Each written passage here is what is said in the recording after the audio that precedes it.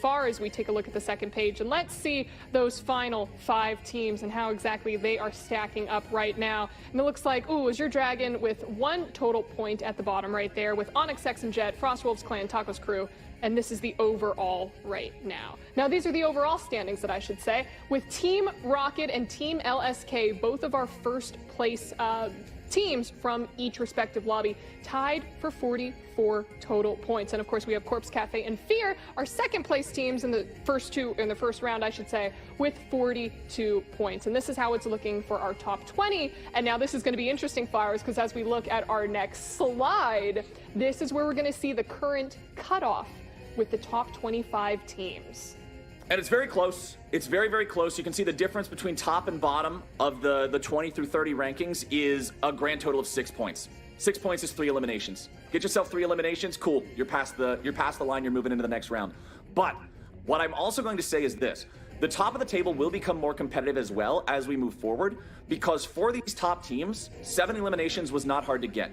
Now that we're moving into match 2, remember that for match 2 and 3, you can get credit for up to 15 eliminations per squad. So that means that these top-ranked elim squads that we're getting first, that we're getting second, they're still going to be maxing those out, and the pressure is going to be there for the second and third place teams to really kick it up a notch and stay competing with them, stay maxing out those elimination-based points.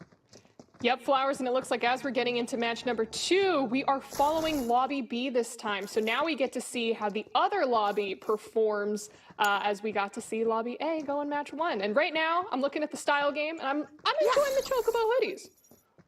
Okay, so I want to point out, we're watching Cosmo, we're watching Scion, we're watching, this is that first place squad, right? This is the squad to keep your eyes on. Legit Vocals already downed at the start, so they want to make sure that they can get him revived, get the squad back to full strength as early as possible. Like, that's, unfortunately, sometimes it can happen at the beginning of the game, right? It can be a little bit RNG heavy in any battle royale, just what you get at the start. Do you accidentally bump into somebody who had a better weapon or whatever? Hey, it happens sometimes. They're back to full strength. This is the squad that got 22 kills. This is the squad that I would say are now heavy favorites to win this lobby again. Absolutely.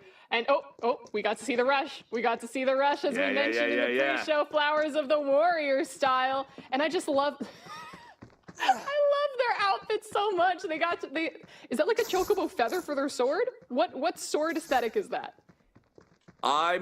It's looking like a little bit of a chocobo feather there to me. Okay. Right? I see what you're talking about now. Yeah. Chocobo feather sword. I can appreciate it. Matches the teammate's chocobo hoodie pretty nicely there. But this squad, man, honestly, I don't know how ethical it is, but I feel like if you're in an area with a couple other teams and one of those other teams is these guys, you just try to 2v1 them. Because they're way too good. The earlier this team can be eliminated, everybody else in the lobby practically just has to strike an accord. Like, have a deal with each other. Hey, if we see these guys, everybody dogpile them. Because otherwise, they're going to run away with the lobby, they're going to run away with the scoreboard, they're going to run away with the points, they're going to run away with the win. They have shown in game number 1 that their skill is on another level. So I really think that everybody else is going to have to try to find ways to subvert that. Otherwise, they're practically taking the first place for free. Something that I want to point out, Flowers, that's a little bit off topic, but yet still very relevant, is that while we're seeing a lot of Chocobo swag, I should say, on most of our players, Chocobos are not enabled for this tournament, Flowers. Oh, yeah, that's right. Anyone ride a Chocobo, and that clearly makes me sad, but for reasoning, I would guess that it's because I've hoarded all of the Chocobos. I now own all Chocobos, and I've built a little farm. Okay, so Chocobo breeding. I mean, hey, it was a minigame in Final Fantasy VII, right? It makes sense. It was. I'm excited for it. Do you think they'll have it in Remake, or was it in Remake? I'm not sure if it was in Remake. Again, I haven't got around to playing the Remake yet myself. I've only played the original game, but it's a pretty in-depth minigame, I'm not gonna lie. It spans needing to go to locations and do stuff throughout the entire world map in order to get to the end of the Chocobo breeding family tree and unlock the most powerful Chocobo that can get you the most powerful summon materia in the game. But right now, we got a little bit of action breaking out as Vidoke Boo? I'm trying to pronounce it as Boo gets the knockdown there.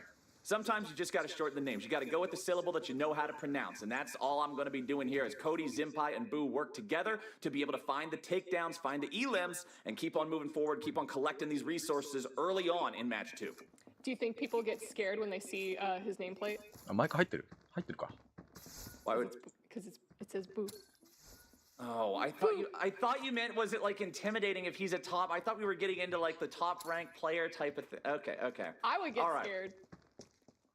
Okay. Do you know what a ghost's favorite fruit is? I'm not doing this. Bananas. 確か日本人の Hey, プレイ look, ヤーが it's 一人 Squall 入ってるんだ Leonhardt よ from ね。 Final Fantasy VIII, critically acclaimed Loppy. Square Enix masterpiece, Loppy さんだったかな。 along with Final 名前忘れた Fantasy けど。 VII. Squall Leonhardt, how are you doing? Yes, except Squall's a dragoon in this game, so he's got a lance instead of a gunblade. I actually saw one of the ninjas earlier having gunblades, gunblade katanas. That was pretty sick. I was pretty happy to see those. But one thing I'm noticing, Avli, by the way, when we were talking about styles earlier on in the game, a lot of these squads are running ninjas. A lot. We're seeing a lot of it. And it's probably because of the mobility, like you had suggested before. Well, hopefully we got some plays coming out here now.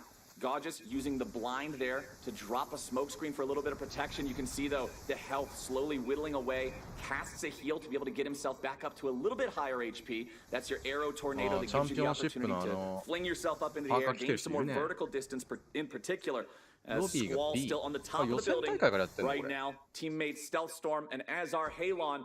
They got to be careful a little bit. Looks like Stealth taking a lot of damage over there, separated from the rest of the team for a little bit. Gorgeous, JD Miller and VT working together, finding themselves an elimination of their own. Still 50 players through 18 teams left here, so 1/3 of the way through this second match in Lobby B. Squall Leonhardt's going to be found up in the air. They're trying to shoot him down. See if they can rip those wings right off, but Squall is flying away, and he's flying away fast. Unfortunately, does get downed here. So now somebody else from the team's got to save him, because Gorgeous is in hot pursuit. You better watch out, because it looks like JD Miller is coming. He's gonna give you a hug with that big old cactar suit, and that's gonna hurt. Oh no, Squall, there's no way out, brother. Good night, goodbye, R.I.P. Squall Leonhardt is taken down, and now the whole squad can just loot up, gather up anything that he might have dropped, and get ready to keep on moving on. As our Halon, we were watching these guys a little bit earlier. That's Squall's teammate. Squall and Stealth Storm both downed right now, so Azar trying to get him revived. Hopefully, there we go. Okay, there's one. Still got to get Squall revived. So at least they're back to having two guys, right? One-man squad feels like you're just permanently on the run. All you can possibly ever do is third party. Two-man squad, you can at least fight back a little bit if your opponent's disjointed. Maybe try to knock one down and then have an even fight afterwards. But it's still going to be tough. They still really want Squall back. Absolutely, and it looks like 50 players still up with 18 teams, and there we go. Squall is revived, and he's currently dropping down into the sector. Alrighty, so they're back to full strength as King Deku takes out Capitan Tingular there over. You can see the elimination feed still constantly coming up with a couple of names here and there. Kimiko taken out while in the down state means bad news. This is Almond Walrus that we're watching right now, just slowly sniping and taking down people from up on this hill. It looks like King Deku and their squad maybe trying to look at someone else right now, because it looks like they're not quite looking in the direction. Just trying to get as many as they possibly can. So important now that Elim cap has been lifted. You gotta hit those sword hits. You gotta hit those shots. Charging back in, finding a couple of swings. Jiro tries to get away from it. Fire Materia connects, and it gets the down. Nicely done. Now trying to finish him off. There it is. There's your Elim. Lil Satoshi also taking out Emperor Phazon. You can see that in the elimination feed coming out. Full Elim, not just knockdown on that one, as Almond Walrus has the sword back out, back ready to go. Repositioning yet again. Nobody really concerned about all these little neutral monsters. The neutral monster's probably pretty happy about that game state, as Kimiko also eliminated there. Almond Walrus hitting those shots from very far away. Almond Walrus just doing so much damage onto that opposing squad right now, Flowers, and it looked like they were just trying to run away or couldn't even figure out where Walrus was, but it looks like they are chasing down Dark Flame, who's trying to heal and get away, tries to rush out, but here we have another rush on the side of Walrus. Does not look like they're going to be able to escape when they go down. R.I.P. Nicely done there. Almond Walrus, Hazard Zone, Cran Carry working together pretty nicely here. You can see King Deku in the sights. Not going to be able to dial those shots in just quite yet. King Deku still at most of his HP. Using the terrain really well here. As you can see, the Mega Flare being prepared as King Deku gets knocked. Nicely done. Almond Walrus, the sniper here in lobby number 2. Yeah, Almond Walrus has put in so much work マジかよ、 with ゴシキと that エグザキュータ gun 使っ flowers, て and I る。 think it's kind of あ、 funny やばいな。 because they're the warrior class. So 普通 there's にスナイ something, パーいるじゃん。 there's a joke in here about bringing a knife to a gunfight or a giant sword to a gunfight, or I don't know, also happening to bring fireballs like they did in that last fight as well. Almond Walrus can do it all. Almond Walrus is just the hero of the day here for this team. 17 of those teams remaining out of the 25. By the way, 大会とかって見てるとワクワク 46 するよね。 players left alive ど on こ the とどこ map, が戦うんだ and ろう it みたい looks な。 like we're not stopping with the action anytime soon. そこまで High 1v3 や ground ってる。 controlled や by ばくね？ Zenpai, Cody, and Boo as they work together, but あ、 one で of も them 落とし does てん get のやべえ down. な。 Zenpai got to be helped up now by his team. You can see the blind thrown down onto the ground to provide some cover as they res their teammate, working together to get him out of that very sketchy situation, that very difficult 日 spot, 本人 and の人映って protecting ほ him しい from な。 being fully 映ってほ eliminated. しいわ。 Oh my god. Lobby B にはいないかも Sorry, しれない Flowers. から。 I just got scared when I saw that nameplate ominously coming out from the cloud. You're Oh, really yeah, yeah, sticking yeah, with this joke, huh? Listen, I can respect your commitment to the bit. あー、レイ I ズ持 have ってん never だ。す seen げえわ。 someone so めちゃめちゃリカバリー早い。 indebted to a pun before. I can respect it, all right? I can respect that. いや、これす But げ the えな。 fights あ、 are ファイアリンゴ。 continuing either way. The blind is thrown down in the middle, and the blizzards are summoned up to play the role of the turret there as both アン teams チも skirt 来る around か the らね。 edges of that ここで blinding 戦い続け vision るのはちょ and っと try ぶっちゃ to け良く find な an いわ。 advantage against one another. Phase 3 Flowers, only 40 players left up across 15 teams, and it looks like Boo currently with 4 elims on the scoreboard for them, and he's dropping down right onto Walrus. Oh, Walrus. Got to be careful about this one. Walrus pulling out the sword. Walrus is down. Not going to be hitting any more of those long-range shots from this state as Cran Carry tries to get away from it. But Boo and Cody and Zenpai doing a good job together, pushing on these guys, finding their chance, finding their shots. There it is. Almond Walrus eliminated now, and Boo is going to be the one taking the kill credit for that. When you can see 5 eliminations up in the top left part of their screen, as now Cran Carry's dodging away from some fire materia, trying to outplay this one. Both teammates already down. Cran Carry's only job right now is to get away, get these guys to revive, reset a little bit. The fight has already gone the way of his 実 opponents. 際に戦 Oh おうって yeah, なった Flowers, ら and it 結 looked like 構 Walrus 苦 was 戦し just そうで put す in ね。 such a difficult position. They リカバリ were も早いし、 focusing レイ on ズの。 one of the other teammates おー、 of すげえ逃げて Boo, る and 逃 it げて looks る。 like Cody and Senpai are trying to not make sure that Cran Carry can escape これ and は get those1v3 なの revives. かも。 They are あ、 chasing 起こしに him 行かないといけ down, ない and の oh no, か。 unfortunately he falls. Cran Carry just trying to get all the way out, all the way out. Run away, buddy. There it is. There's that ninja skill that is so incredibly useful. Throw the knife into the terrain, jump to the point where the knife connects. で、なんか It gives the 海外 ninja this level of の方にし mobility かない that よう other な、 classes have a なんだ very ろう、difficult time スキンとか keeping up 荒 with. 探ししてる So んですけ now ど、 Cran Carry can hopefully やっぱ get な the かなか見 distance つから he's ないです looking ね。 for. あったら But 面白い man, this chase is not going to be given up lightly. Cody and Zenpai still really looking to get this one done. で、なん As か、ロッ Scion ピー shows さん up だか on な your んだか、なん elimination か feed over there on the 日 left. 本人の Getting プレイ the ヤーの down 人 plus the がなんか immediate 参加してるら follow-up しいんですよ。それ elimination がすごい気になっ continuing て to push forward here for this て、 squad そ of の人たちいないか LSJ. なとか思いながら見てるんですけど。 Is that a chocobo motorcycle? I can't see チ the ョコ front ボ of it. モーターサイコ It does seem to be a similar color palette to a chocobo Okay, motorcycle. it was I wouldn't know similar. exactly. だからね、拾 Cran えるね、 Carry 英語だ saying, から I ね、拾 don't って care if 見てる。 chocobos あ、 aren't 使って enabled る今。 right now. I'm finding my own loophole to be able to ride my chicken into battle. Okay, Octopus eliminated. Cosma taking the elimination credit on that one. Again, another one of the guys from that top squad that we got to keep our eyes on here. Getting down to the last 15 teams. Circle getting 海 smaller 外 and のプレイヤー、 smaller. 東アジア Training にたま zone に来 shrinking. て Even た the けど、 game's agreeing そう with ですね、も us. う化け物 It's になって time き to ます。 make そうだね。 that なんか見て playable る感じだ area と、なんか much その、 more ス conducive ナイパーライフル to の some 利用者が demanding かなり多くて、 PvP 遠 fights. 距離か Still ら got め a ちゃめ couple ち of ゃチク hedgehog チク当たるん pies だよ。 hanging out that got to be careful that they don't そ walk れ in the は middle あ of the んま road. りど Cran ちらかという Carry's と、 like, all right, we'll pick these guys 日 up for 本 some 人ユ free ーザーたち、 EXP 日 items 本 while 人 we ユーザーた can. ち Might は、 as ま well. あ、ス No ナイパー reason 使わ not ない to. 傾向があるんで、 And okay, し they っ just か got り control of the ゴ area シ for キ now. と、まあ、 Hazard zones エ hanging グゼ out キューター here. 使ってる We 人も can い see た on か the な。 map that there are ってい enemy うプ players レイヤーが多 nearby, いの so it is で、 going to be PvP 結構 here 怖い、見て very て。 shortly. 仮に戦うってなった時 I に think, 遠距離からこんな抜かれんのっていう距離から抜くやつが多いんで、 No, や I っぱ did 怖い not ですね。 catch that detail. As hold on, Boo getting into a bit of a 普通 shootout にエ here. グザ使ってうまいもんな、みんな。 Almond Walrus dodging away from the fire materia. I love the use of the fire materia to force your opponents away from cover, working together with his ally on the rifle there to make him go out into the open ground to secure the fact that they can get the shots. There it is. Fire materia going to get the first down, and that's Cran Carry now going to be rescued by the teammates. Hazard zone backing away with Almond Walrus as they get pushed. Zenpai, Cody, Boo working together to keep this one moving forward. You don't want to give these guys a chance to recover. Almond Walrus and Hazard 仮に Zone こっ try ち to の back away. 進撃チャンピオンたちと相手の北米のチャンピオンが戦ったらどうなるかはちょっ on と some 正 of 直 this わ high かん ground ない on ですね。 top of these silos. They still want to keep climbing up. There's Hazard. Oh, There's 自爆した自爆 Walrus. した There's the opportunity to keep it going, but now Zenpai's got to reset a little bit because he's too low himself. When you try to push 1v2, they have the chance to turn it around. But now やっぱ Hazard ゲ Zone ー is ムス back キ to ル the は ground, 海 and 外 he's の方 got も to レ deal ベ with ル a 高い fair ですね、こ fight. れは。 A fight that's not あっと going やられ his ていく。 way. He will be down there, and now it's Almond Walrus trying to fight these guys off 1 versus 3. Awesome team play so far in this fight from Boo and Cody and the whole squad. And it looks like they're going to be rewarded with a full elimination here, 結 3v3. 構そのチャク Looks ラ like Almond チャクラ Walrus を was 使っ able to て味方を successfully 回復させたり escape, と but か so good on the 結構マテ side リア of も Team Boo, Cody, and 結構 Zenpai 日 because look 本 at の all those あの elims 東 that ア they're ジ just ア racking up. I ユー believe, ザーとは now I 結構 can't だい do ぶ違 math flowers, so I'll leave う this to you. 構 Have 成 they が多 hit くて the 見てやっ elim ぱ面 cap? 白いですね。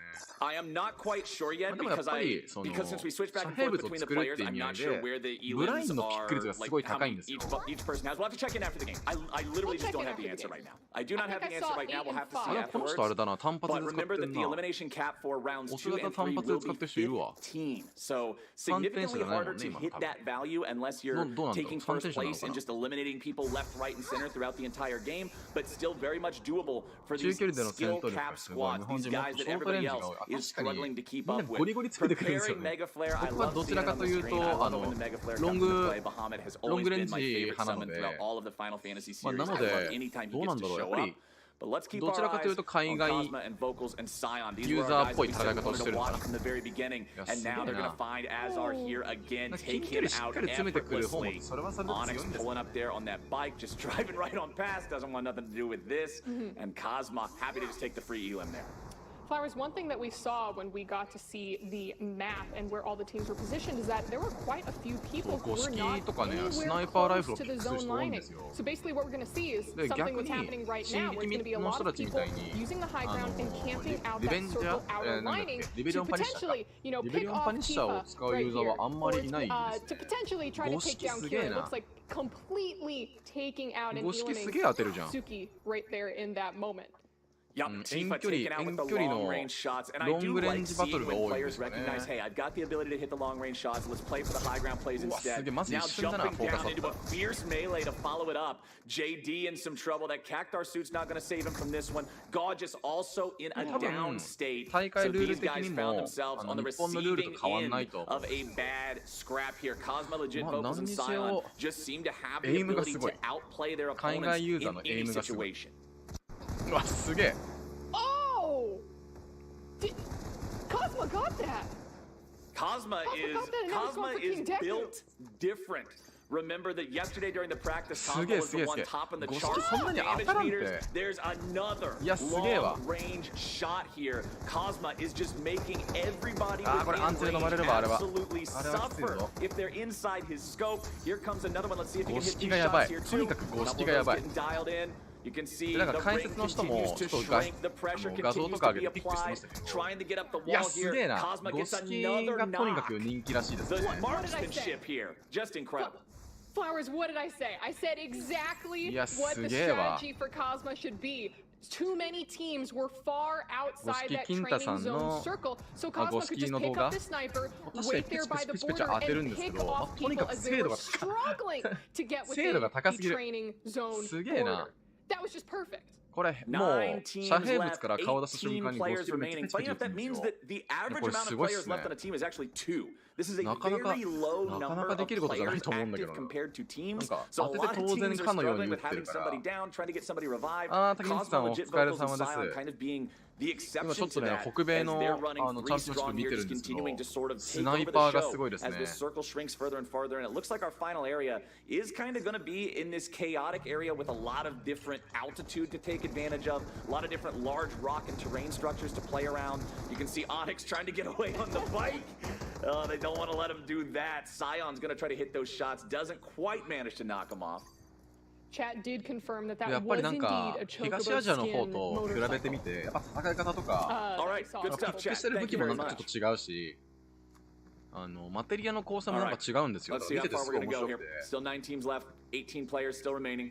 だから仮にその日本のチャンピオンシップとか進撃チーム these are the 新 guys 日 to と follow because I feel like 北 they'll 米 always の be まあ involved. They're not チャ just ン the ピオンたち team を戦わせた that らどっちが wins 勝つのか by なみたいな。 accruing resources and playing safe and smart. 海 They're 外 the でも team that 投票と accrues かや the ってるんですか resources ね。こ and っ then ち knows that they will のなん outshoot か you and outplay you, and they 日本だったら constantly push ど their のチーム leads が勝つか and みたいな eliminate 投票 as みたいなのあっ many たじゃない enemy ですか。 players as possible in the process. その位置は So まずい let's ぞ。 see here as they 遮 keep 蔽 going 物がないからや forward. ばい。 One of those teams has been fully eliminated now. Only 8 left remaining. Cold Flame, who we saw back at the very start of this match, getting a couple early elims, now in some serious trouble. Fire materia once again being used to zone these guys away, being used to push them back, not just away from the cover of the terrain, but outside the circle now, where they're just going to be taking that ambient damage, making it that much harder to find their own footing. Onyx still driving around on the motorcycle. Legit Vocal's going to be keeping away. Scion jumping in, firing a couple of shots there just to keep him off.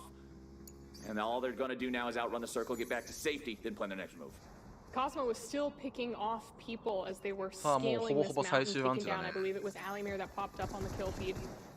Looks like Cosmo able to heal himself up just a little bit with the potion as we see Vocals rush in. やべえな。 Nice shot there. Cosmo getting some more work done.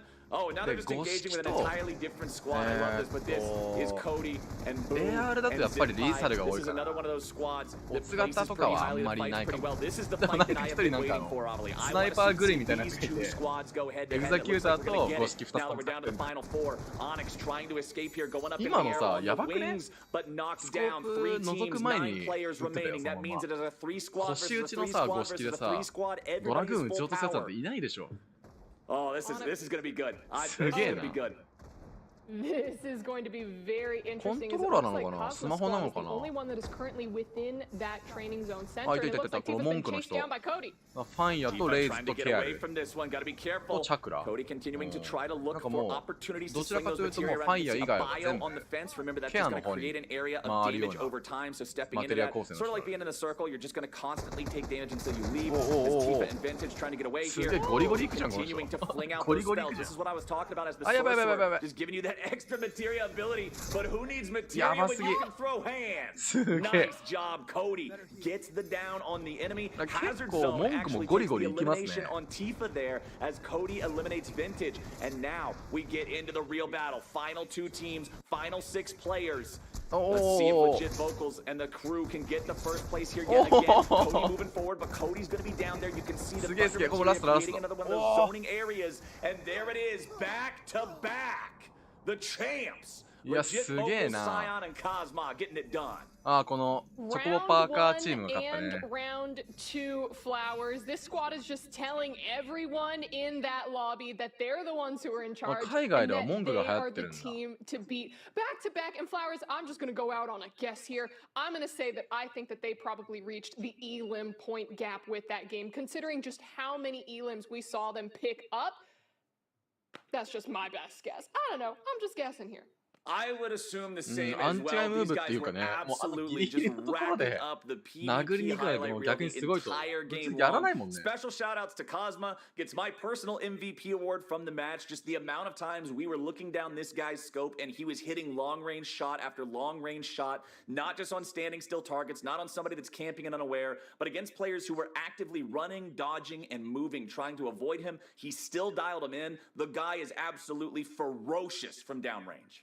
They were even accounting for like wind resistance. I would watch them try to なんか scope it. カ I'm メラ like, が止まっ hey, ちゃ the って hit, るわ。 the little crosshair isn't completely on the enemy, and they go, and the bullet just it almost like curved in real time. Flowers, it almost curved in real time. That's how good Cosma is. Either way, Flowers, I'm gonna need a couple minutes to process all the action that I just saw from round 2 before we jump into round 3, and we gotta let our players get a little break as well. So we're gonna be taking a short break. So for everyone watching, stick around and don't go anywhere because we've got round 3 coming up right after.「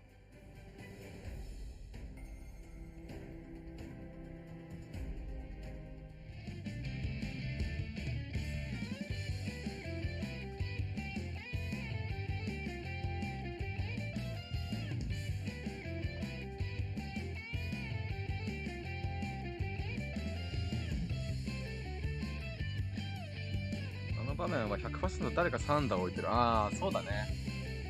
わざわざファイヤーを直当てするような狙い方多分しないだろうな。公式なのに実況の人たち自宅っぽいところで解説してて、そうだね。あくまでそのスタジオとか行かないんだろうね。見てて面白いよね。なんか海外っぽくて。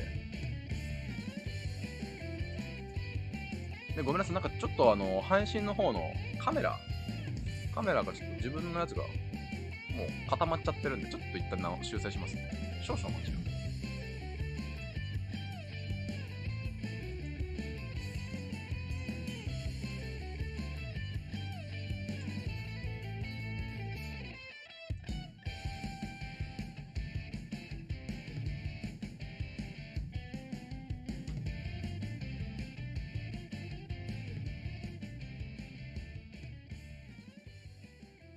お、リーさん、おはようございます。このギター後で耳コピする。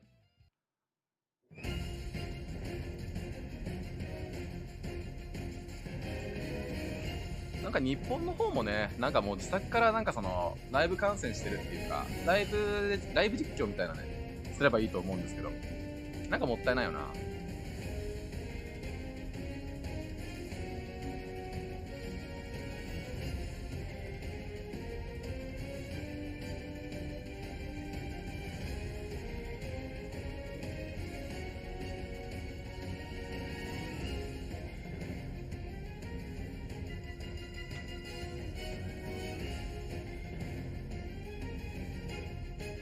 だいたい1分後ぐらいに、次の、リザルト発表があって、その次、約45秒ぐらいかな、にやるっぽいですね。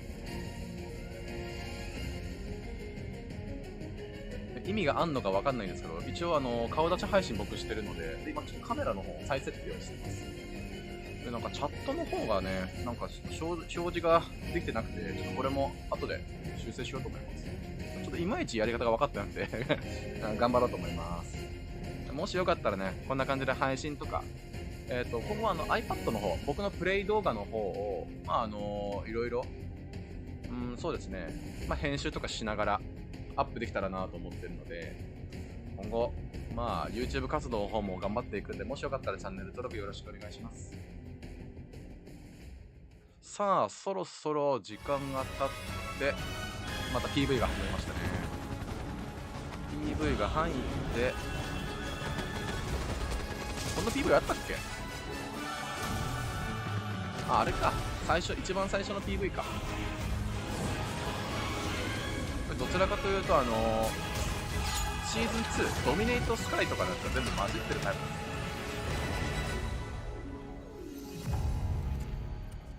このチャンピオンシップの PV ありましたっけ？日本版って。あったっけ？ Hello everyone and welcome back to Final Fantasy VII, the 北 first 米 Soldier 大会は North これ American ライブ Championship. なの I'm か Ollie and I've got Captain ど Flowers うなん with です me. かね。 We ぶっちゃけ just watched なんかそんな気 Lobby も B しなくもないで take すけど、 on their round 2. なんか録 And 画 Flowers, っぽい it ですね。 was a lot どうなんだろう、ちょっと僕 scrappier もわかんないです、それは。 than round 1, I would say, and I had a lot of fun with it. What'd you think? It was absolutely a lot of fun to watch. Again, we got to keep our eyes on these top teams because it's pretty obvious who are the ones to look out for and who are the ones topping the charts. We'll put it that Definitely. way. Well, we did get to view Lobby B for that last round. Let's go ahead and see some highlights from how Lobby A did off stream. All right, let's check in on some of the Lobby A action that we did not catch. Krovak's creator and OG, remember, this was one of the squads that did really well in that first round, so not surprised we're going to be seeing some of their highlights here at the beginning of reviewing round 2 for Lobby A, excuse me, no such thing as number A. A lot of fire materia being flung back and forth here in this one too. This feels to be like the most prevalent materia used throughout the competition here today. A lot of uses in that of forcing opponents out from behind cover. Sort of hits like a grenade would in a game that doesn't have magic and would just depend on something else. Otherwise, Krovak's and Creator still trying to outfight him here at the very end. They're going to be taken down, and that will end our Lobby A. And I do believe now we can check in on results from both the lobbies after 2 rounds of gameplay. I believe this might be the in-game score screen for lobby number 1. This is Lobby A. Yeah, this is the off-air one. This is the one we just watched highlights for. So this is what we were looking for because Team Rocket, who was our first placement team for round 1, has now become second place here. So still racking up a lot of elims for those elim points, but unfortunately drop into second place, which is interesting. そうなんだ。トレーラーあるんですね。So much to talk about here. Nothing makes sense. All right, so let's jump into it. No, I'm serious. Nothing based on expectation. Nothing makes sense. So, Team Rocket, 15 elims. They end up getting second. This tells me that the end of the game had to be very chaotic. Cool Cats was hanging around. You can see Jun Ryo from Cool Cats only put 19 damage onto enemy players. June was probably eliminated very early, and so Lucid and Fiend probably had to just fight on their own for a long time, ended up being able to third-party Team Rocket and whoever they were fighting at the very end to take the dub. But Team Rocket still got a lot of kills, still got a lot of eliminations. 7 plus 2 is 9 plus 6 is 15. They hit the threshold, and that's super important. They got all the bonus elim points, only lost 2 points for getting second instead of first. Daddy's Redhead, that's another one. Super pop-off moment here. 7 plus 7 is 14 out of 15, nearly maxing out their own elims, despite the fact that they only got 5th. They're going to get more points than Cool Cats did. Cool Cats, because of only having 4 elims in a world where you could get 15, actually didn't place as high as you would expect them to in this lobby, despite sniping a first place. Bold Saucer with 9 elims, 8 elims there for the Corpse Cafe. This lobby feels like it was a lot more competitive in terms of total elimination count compared to the previous one, as well as the fact that the team who did the best didn't end up placing first.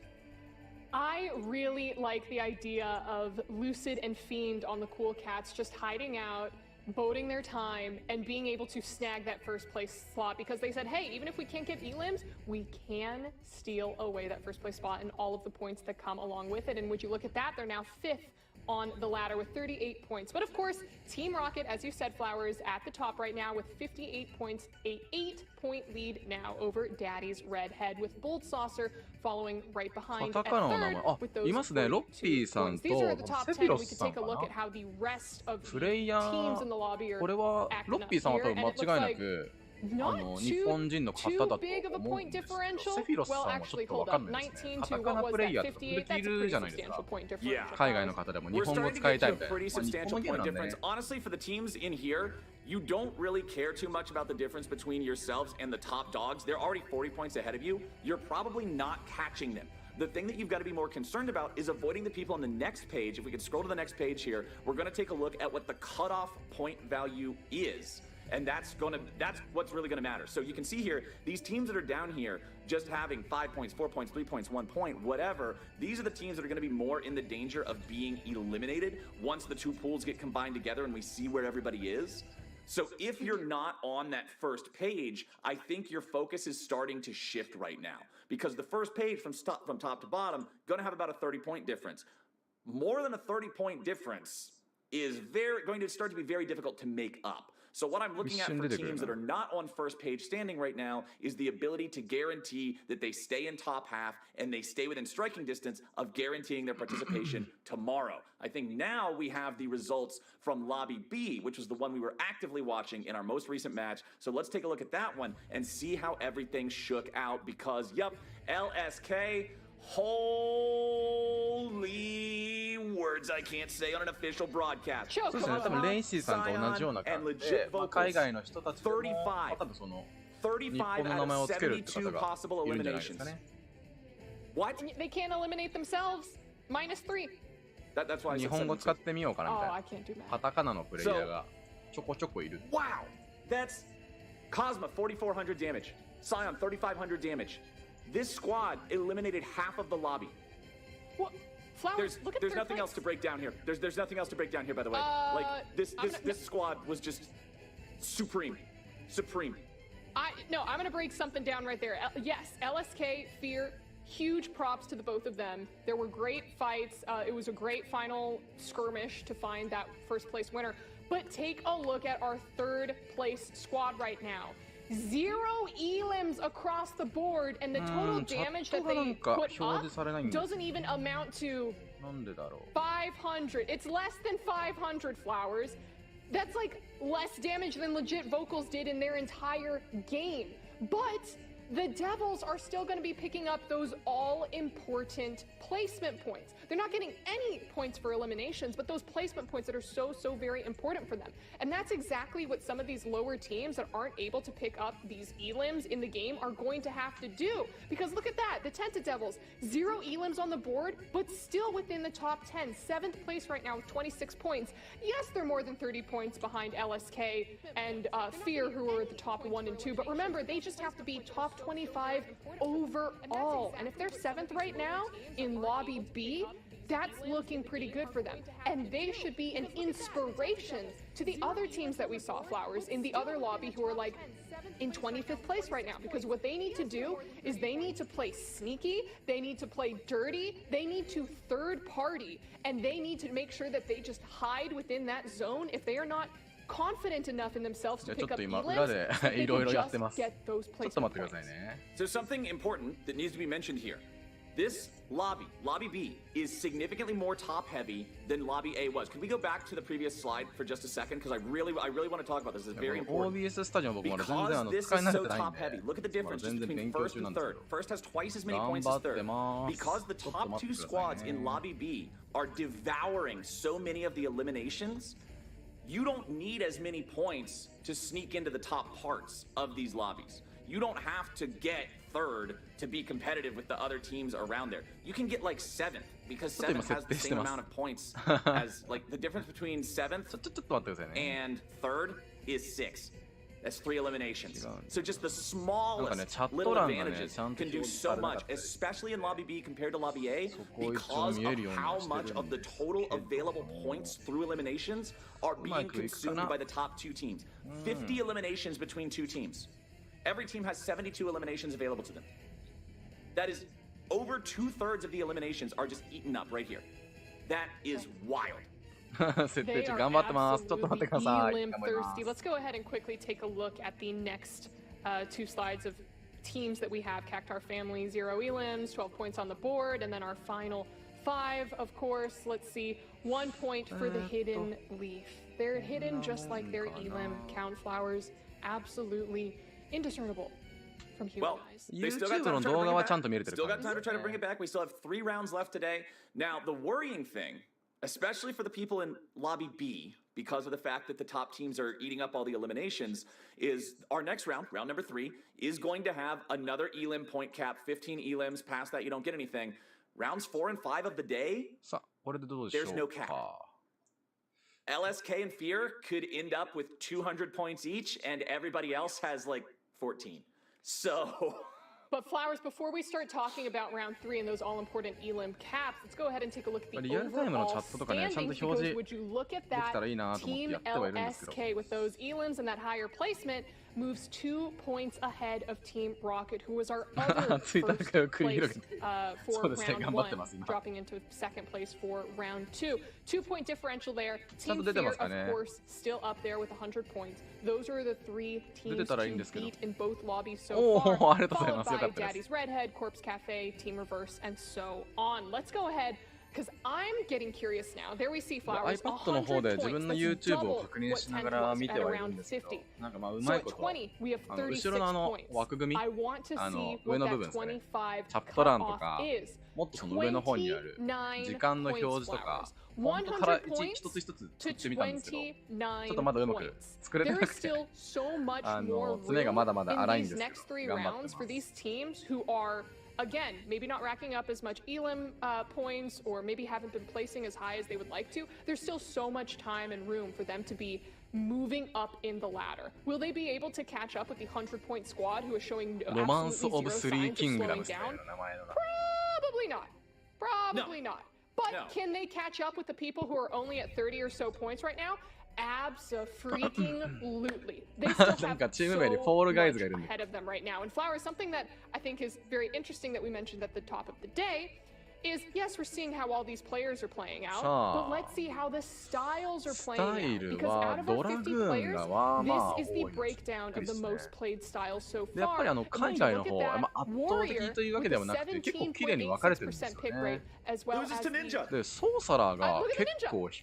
what I'm saying. Ninja's the highest picked one. I knew it. I knew it. Best analyst. Best analyst. You know, 18.21%. 自宅でそんなマイクあるの？ 買いました。結構意外なピック率ですね。結構ソーサラーのピック率が少ないのがびっくりしましたね。Everything else actually pretty balanced. That's generally something that I always like to see in a game is a lot of parity between the classes. 結構文句が人気で choose した a ね。 bunch of the different styles and just have different team compositions. But yeah, Ninja and Warrior both seem to be very, very popular here in the first half of competition.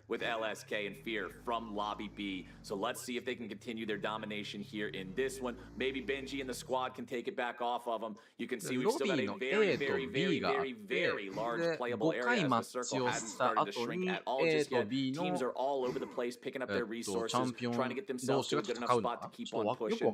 King Group playing the Sorcerer because he got a little wand next to his name there. Sorcerers I want to talk about because we've been seeing so much materia use, especially by the top squads when we're watching their games, when we're watching them do these fights. 今北米ののファーストソルジャーのチャンピオンシップ大会見てまして、なんかその日本のチャンピオンシップとちょっと比較してみてるんですけど、めちゃめちゃ面白いですね。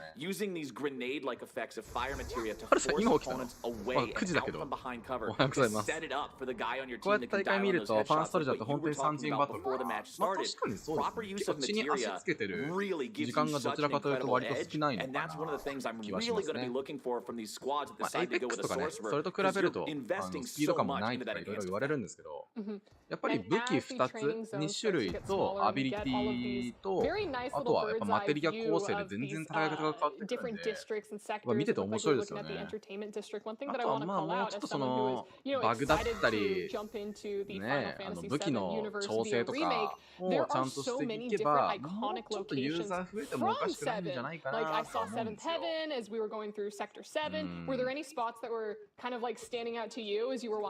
あとは運営がファイナルファンタジー7の世界観にこだわりを持ちすぎてて、ちょっと広がりがあんまりないっていうところですかね。難点ですが。多分他のファイナルファンタジーシリーズのまあ他のシリーズのキャラクターのやつとか、ピックとかガチャとかもうちょっと増やせば、もうちょっと人気出るんじゃないかなと思うんですけど、多分運営があくまでファイナルファンタジー7をメインとした作品だからってことで、他のシリーズとはコラボしないんでしょうね。日曜日だから、おはようございます。まあね、土日ぐらいね、ゆっくり過ごしたよね。I'm curious, like in the lore. I'm actually curious. I'm really curious. So I don't remember exactly. I know some of the Final Fantasies go more into the lore of the summons, aeons, eidolons, whatever they have different titles in like every game. 音声部分とか大丈夫そうですか？多分このマイク、結構デスクトップから出てる音を結構拾っちゃうんですけど、うるさいとかってないですかね？僕の声がうるさいとかなければいいんですけど。And that's another one in Team Rocket's trophy case. I don't know who stops Team Rocket here. Really, I feel like it's going to have to come down to what you wanted to see earlier, Avali. Some sneaky shenanigans, some backstabs. Well, Team Rocket placed second in round 2, didn't they? Yeah, that's what I mean. That's the way it's got to be. That's what you mean. Oh, yeah. I understood. Yeah, I mean, it's all going to come down to the fact that, remember, this is a BR, a battle royale. That means that almost anything goes at the end of the day with these fights. Yes. Being third partied can feel just really bad. あ、音大丈夫そうですか？ありがとうございます。レスさん、シュークリーム食べてくれる了解？ソーサラーって結構そのなんて言ったらいいんだろうな、緊急脱出をするためのマテリアを必ず入れとく人が多い。まあ、あくまでエアロとかなんですけど、海外のもそのソーサラーのプレイヤーたちは結構攻撃的なんですよね。エアロとかブラインとか全然持たないんですよ。でやっぱりどちらかというとトランスよりか、あ、違うなんだっけ、マジックスポット、マジスポよりやっぱマテリアをブーストさせるトランスの方がピック率は高いのかなって印象ですね。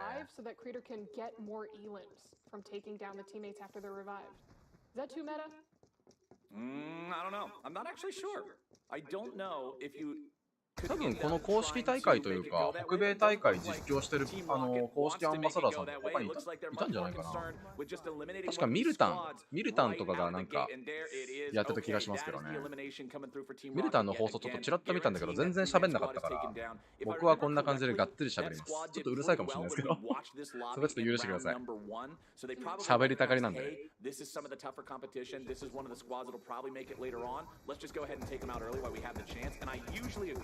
多分、まあこういう、なんか警備兵、上級警備兵みたいなのが3人か。やっぱりこういうアンバサダーさんとか、もうちょっとそのファーストソルジャーを配信するプレイヤーというか、配信者が増えれば、まあ自然と人も増えてくれるんじゃないかなと思ってるんですよね。ファイナルファンタジースクエアエニックスの公式の放送ですら、今92人しかリアルタイムで同説ないんですよ。100人もいかないんですよね、ファーストソルジャー。だってファイナルファンタジー7のゲームですよ。の世界大会なのにこんだけしか注目されなくてかわいそうですよね。同じユーザーとしてちょっと残念というか、もうちょっとやっぱ目立ってほしいですよね。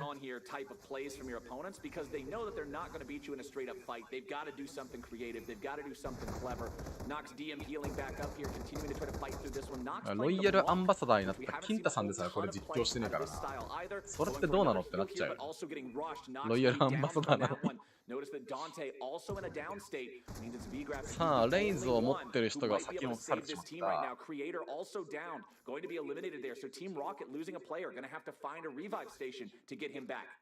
リーサルゲーズに持ち替えたな。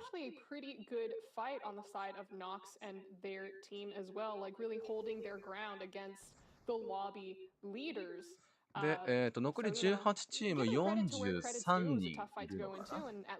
44人復活させられましたね。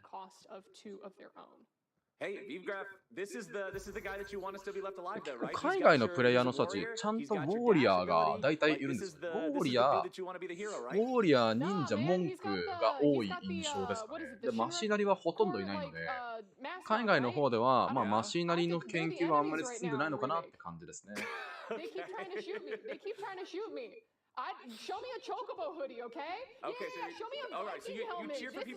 実況のお姉さんがチョコボでなんか盛り上がってる。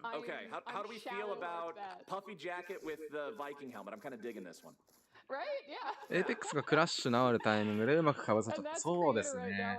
リリースしたタイミングも最悪だったんですよね。エーペックスモバイルと、その後コールオブデューティーのモバイル版が出ますよってタイミングでリリースしちゃったんで。いや、このタイミングで出すかっていう、もっともっと早く出しておけば、ファイナルファンタジー7のバトルは出るのみたいな。もうそれだけで、だいぶ注目度はあったはずなんですけどね。だから皆さん、どうかわかんないですけど、ヒカキンさんとかも、ファイナルファンタジー7のファーストソルジャーのバトルは出るんだよみたいな動画上げてたんで、ある程度注目度はあったはずなんですけど、もうマシナリがいる。マシナリがいる。あれ、引っかかってない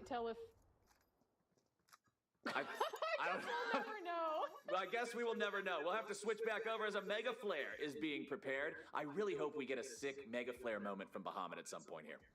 チャンピオンシップってメガフレアありましたっけ？どうだったかな？公式大会ね、僕も一応予選は参加したんですけど、結局仕事がバカ忙しくて、全然ポイントを稼ぐようなことができなかったんです。うってるってるってる。落とせないか。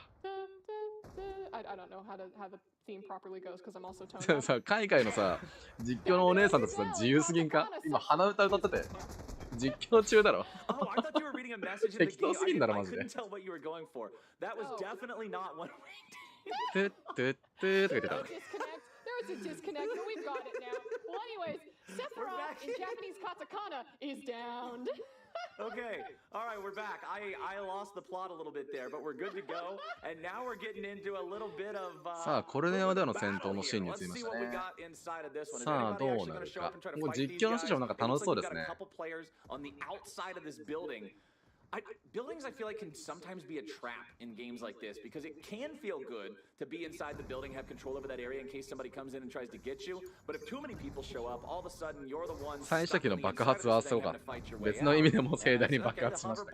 ねえ、もうちょっとね、詰めが甘いんだよな、このゲーム。作り込みが甘いし、なんか残念な作品でくくられちゃったんですよね。完成度が低いみたいな。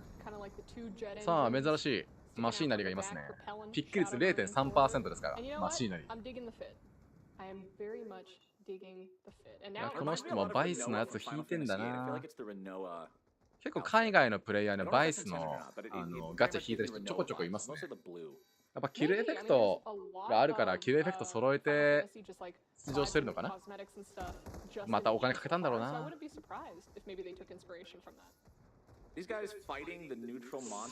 個人的に注目してるのはこの赤いバイスの赤い服にバイスの二刀流の持ってる人なんですけど、このプレイヤーが気になる。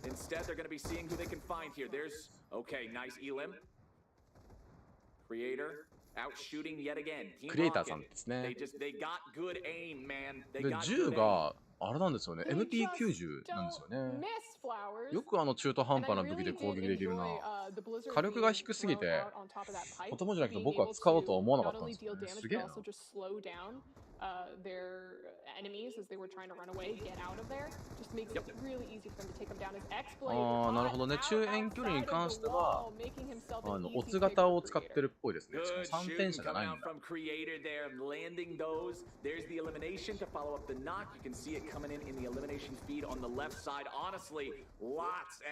お、ランちゃんおはようございます。北米大会観戦してます。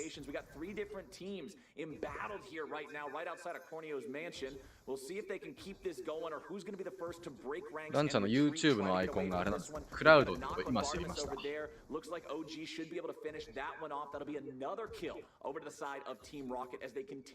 今この画像っていうか画面に映ってる赤い服にバイスの2丁の剣を背負ってる人、クリエイターさんって人なんですけど、個人的にこの人が一番気になるプレイヤーですね。So we are going to see some sort of a fight as Olmus takes down Sentinus on the Elam feed, and Padawan takes down Olmus. Look at that. I love how crazy this is getting. This is so good. Everybody's just deciding to jump into these 東京ランウェイさんがいる。日本人なのかな。さあ、ヘッジホックパイを倒してファームしていく。海外の実況の人たちがヘッジホックパイでなんかすげえ盛り上がってる。さあ、3対2、3v2 だが一方的に打たれている。お、海外のエグザキューター兄貴もいるんですね。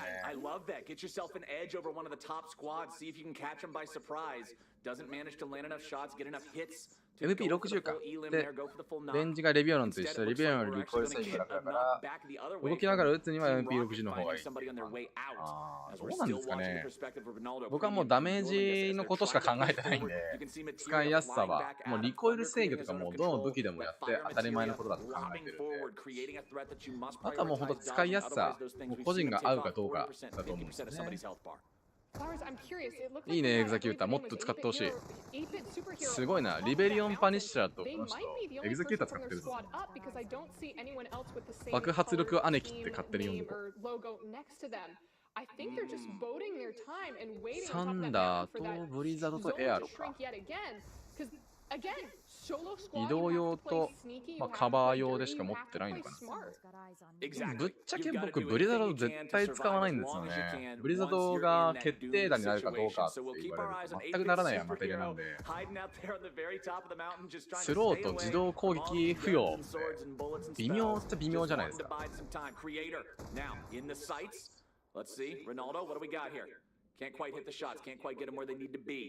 海外プレイヤーの人たち、ちゃんとその有利なポジションを分かってますね。高所を取って攻撃をするっていう、ちゃんとしたパターン化ができてますね。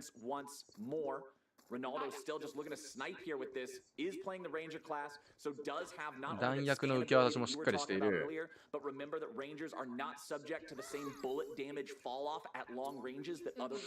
リザードないと不安。リーさん、ブリザード使うんですか？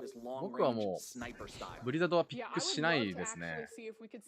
使われたらうざったいなーっていうのはあるんですけど、結局ブリザードリング使われちゃうと、完全にスロー効果を無効化されちゃうんで、僕はあんまりダメージソースにならないから使わないですね。ファイヤとブリザードと、僕は忍者の場合基本的にはレイズを必ずピックするようにするんですけど、ブリザードを拾うんだったら僕はブラインをおすすめしますね。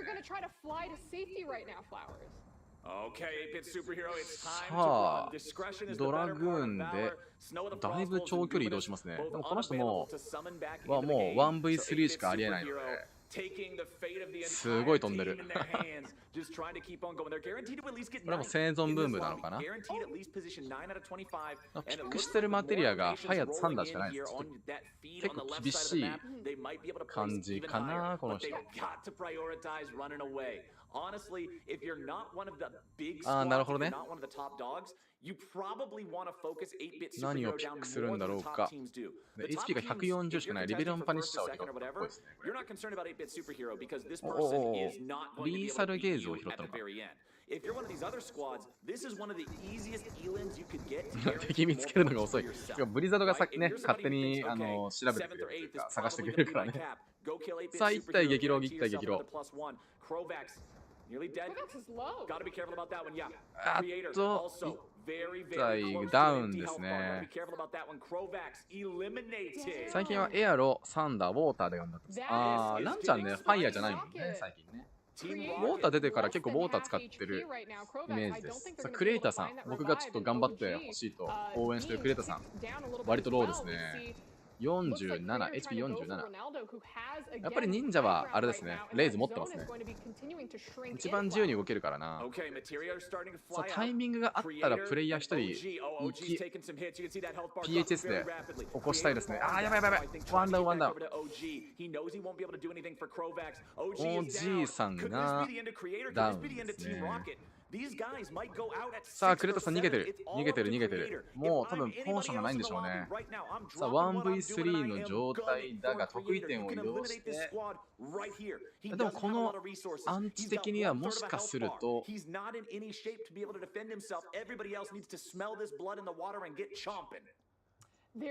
PHS がないのか。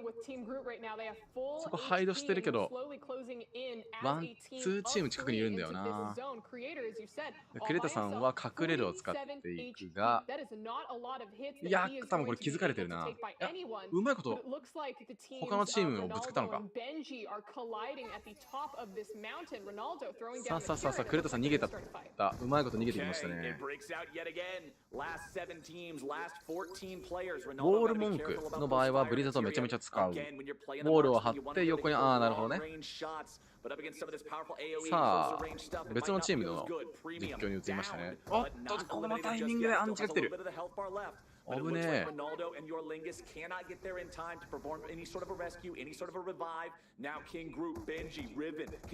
さあさあさあさあ、どうなるか。いや、すごいな。トランスのピックしてるソーサラーがあれですね。ケアル持ってるんですね。多分クレータさんはもう回復なかった感じですね、あれは。さあ、五色を打っていく遠距離攻撃が入るか。あー、すごいすごいすごいすごい。今の見ました。相手が一発多分五色当ててきたんですよ、味方に。即座に近づいて、ソーサラーがケアルが打ちに行くっていうか。おっと、クリエイターさん頑張ってくれ。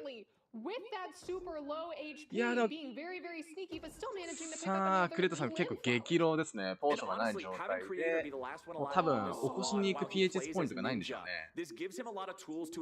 さあ、もう実質1体のみとなってしまって、もう 1v3、1v2 を行うしかない状況ですね。せめてポーションは拾っておきたいで、この現状になった場合だと、そうですね、レインズはもう捨ておいていいかもしれないですね。これはバイクでも乗るんだろうか、とにかく移動した方がいいですね。さあさあさあさあ、デスボックスがあった。中身を何に変えるのか、レイズを捨てるという選択肢を拾えるのだろうか。さあ、近くに2パーいるね。2パーティーいる。さあ、この室内に入られた瞬間、クレータさんやられてしまうだろう。この時にやるべきことは、レイズを早く捨てるか、とにかく、どっかちょっかい出すしかないんですよね。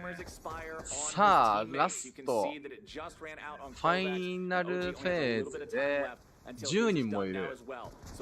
さあ、クレータさん、一挙潜めている。さあ、激戦区の中にクレータさん、たった一人だけ残されている。大変だ。さあ、逃げまとえ、逃げまとえ。逃げまとえ、逃げまとえ。さあ、クレータさんを移してほしいな、個人的には。おっと、ここでサーチが入る。もう追いかけられている。あ、ロッピーさん、プレイヤー、日本人プレイヤーがキルされていく。ロッピーワンダウン。これアンチ的にね、このチャンピオンシップカラーのフードを作ってる人たちのチームが強いですよ。さあ、そこはね、バイク乗っちゃダメですね。硬直しちゃうんで、バイク乗っちゃうと。さあ、ここのチョコボフードチームが強いぞ。アンチ的にもここが強い。さあさあさあさあ、次はアンチがかなり動くフェーズになってきた。高所を取るのはやはりドラグーンか 1v3 を仕留めていけるか。おっと、ここでダウン攻撃をしていく。さあ、チョコボフードチームが強い。遠距離攻撃でファイヤーを使っていく。アンチは大丈夫か？ギリギリか？ MP は潤沢。さあさあさあ、激ロ激ロ HP2 しかない。さあ、ミヤブルが入った。おっと、決まったか。チョコボチームが 1v3 を制していく。あとは土管の上にいるプレイヤー、トンネルの上かな。さあ、KR の補助が入って、さあ、HP 激ロレイジリボルバーを持っているが 1v3 を制することができるか。いや、これはフォーカス合ってる。車線が通ってるウォーターガでワンダウンですね。いやー、素晴らしい。最後のね、爪でちゃんとボタガを使ってくるのがまた素晴らしいですね。いや、チョコボチーム強いぞ、これ。多分このチームのキル数としてもかなり最後のエリアで稼いでるので、今のチョコボフードチームかなり強いですね。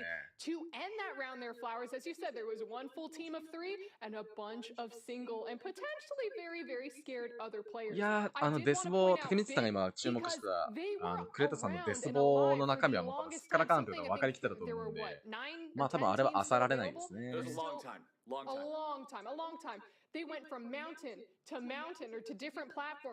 やー、GG ですね。グッドゲームでしたね。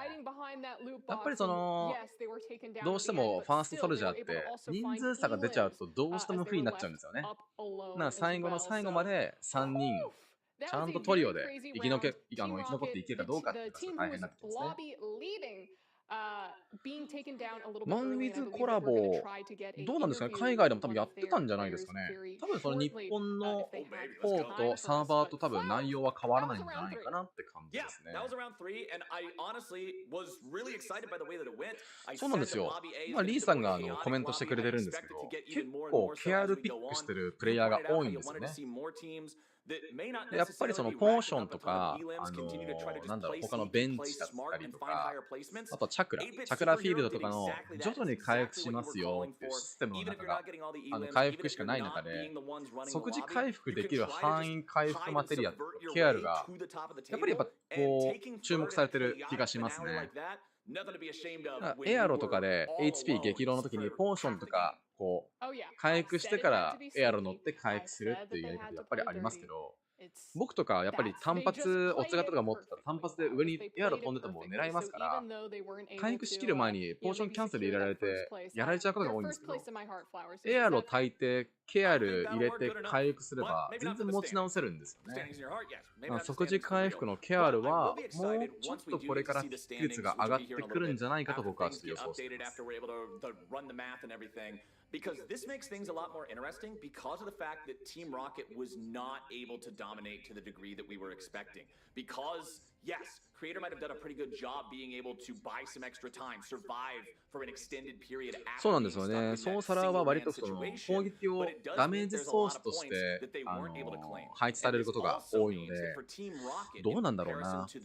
まあその回復も兼ね備えてますよ。あくまで補助ですよっていうプレイヤーを見ると結構新鮮ですよね。Those three at the very top, all within a couple points of each other, then about a 10-point drop until 4th place. Now Team Rocket is going to be a little bit further behind, and it'll make things a bit more fun to see the differences between the two lobbies.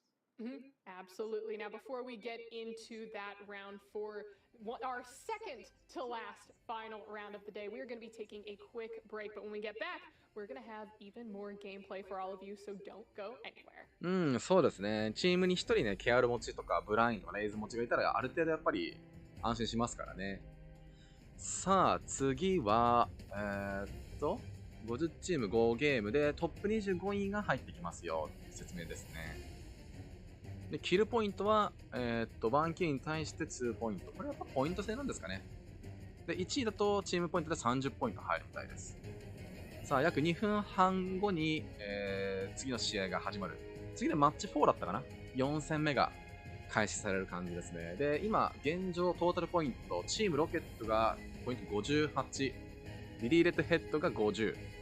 で、ランキング3がボールド、おっと、ちょっと飛ばしてしまったですね。スクロール早いよ、運営。スクロール早いよ。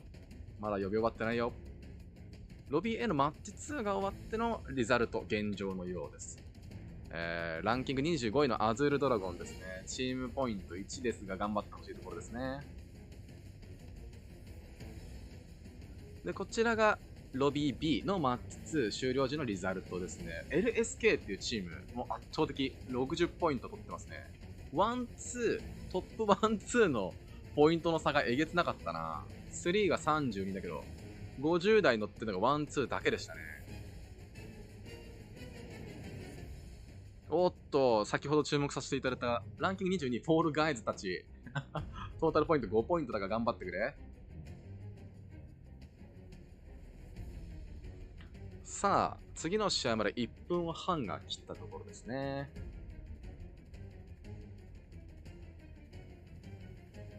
これは予選なのかな？決勝戦か。あ、ポイント制だから予選か。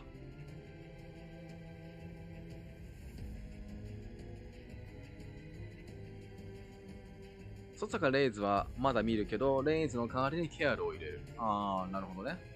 まあ、多分そもそもダウンしたことを考えないっていう強気な考えなのかもしれないですね。ダウンする前にしっかりケアルを入れるっていう考えなのかもしれないですね。まあなんなら、ソーサラーじゃなくて、レイズを持つべきなのはどちらかというと、文句、もしくは忍者な気がするので、まあ、あくまで補助、プラス遊撃、攻撃するためのソーサラーの構成なのかもしれないですね。さあ、次戦に対してもう30秒切っているチーム LSK が圧倒的ポイントですね。で、トータルポイント60ポイント。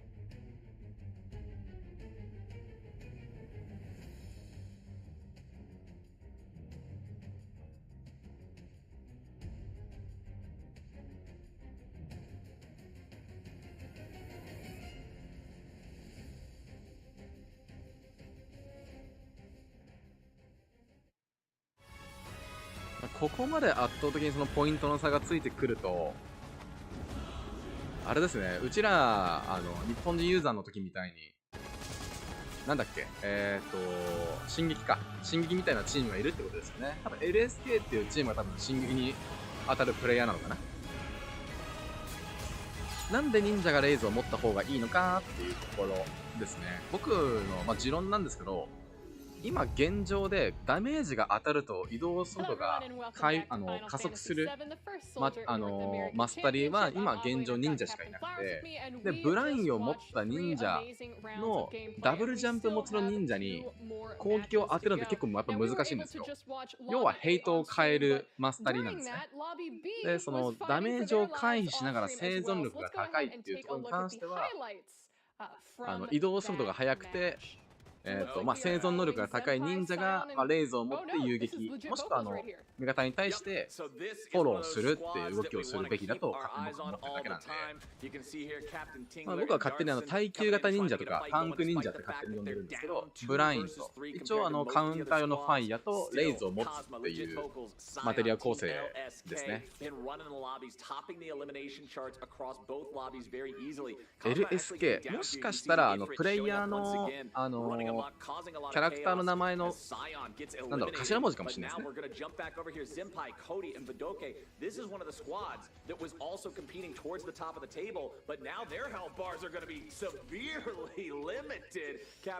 結構トリオのやってる中でやっぱり生存能力高いマスタリーって言ったらやっぱり忍者がピックされると思うので、生存能力高くてなかなか死ににくい人がトリオの真ん中ら辺に立って、前線に立ってレイズで回復させたり、公園に立って追加で攻撃したりとかっていうイメージなんで、個人的には、忍者がレイズ持った方がいいんじゃないかなって思ってます。おっと、まさかのまさかフォールガイズが1位取ってますね。And Tyler H fan club with only 5 kills on the board? What's going on? Okay, so let's jump into this. チームキル数がやっぱ多いんですね。でも5位のフィアっていうチームに関しても、YouTube やってるっぽい人がいますね。1人だけダメージが抜きに出てます。2020ダメージ出してて11キルしてる。2,000 plus 1,600 plus 1,400, 5,000 damage across this team. Remember, Fear is the one that has been in second place, closely behind LSK the entire time. LSK. LSK はやっぱそうですね。頭文字っぽいですね。カズマ、シオン、なんだろうこれ。呼び方がわかんないですけど、多分 LSK はプレイヤーの頭文字っぽいですね。Cosmo alone in round 2 had nearly 3 times the damage of their entire team here in the third round. So definitely a bit of a stumble here from LSK. Less of a stumble from Fear. They still managed to hit their elimination cap at 15. They got a grand total of 18. And they were doing the most damage across the board. However, I gotta give credit to the 4 squads that placed above them. Candidate Primes, Tyler H fan Club, Chaos Bringers, Fall Guys. None of the numbers here are jumping out as super high. Candidate Primes only has a single elimination across the squad. Tyler H, 5 eliminations across the squad. 文句の火発動してもそのまま死んじゃう。あと少しどうにかしてほしい。なるほど。ヒギが発動したら、ある程度自動で HP は70% ぐらいまで回復するんですけど、どうしてもヒギが入った文句って、ヒギったって言われて狙われやすくなっちゃうんで、一旦、物陰に隠れて、ヒギ状態はもう少し継続するんで、一回ちゃんと回復入れてから、攻撃した方がいいのかなって感じですね。おっと、ロビー D3 マッチ目が終わった後のリザルトですね。キルポイントがやっぱり高い分、フィアっていうチームがかなり高いんですね。で、ちょっと注目したフォールガイズっていうチーム、今、一応ランキング2まで、トータルポイント46まで上ってますね。なかなか注目できる株なんじゃないでしょうか、こちらのチーム。Well, this is just for this round. This isn't total. This is just for this round. Yeah. This is just for this round. This is not total. There's still. Got it. I was wondering because I'm like, wait, total. I thought we were in the hundreds. Yeah. We are in the hundreds. リザルトポイント6位の LSK ですね。LSK の中の K、カズマっていうプレイヤーが結構注目されてるらしくて、海外のサーバーの方では結構猛者らしいですよ。なんか実況のお姉さんたちが言う限りは結構抜きんでたプレイヤーらしいです。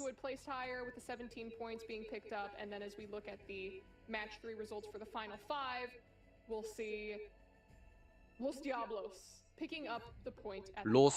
スディアブロス。なかなか口から出したくない感じの名前ですね。中二国戦だよ。名前、チーム名がよ。海外らしいですね。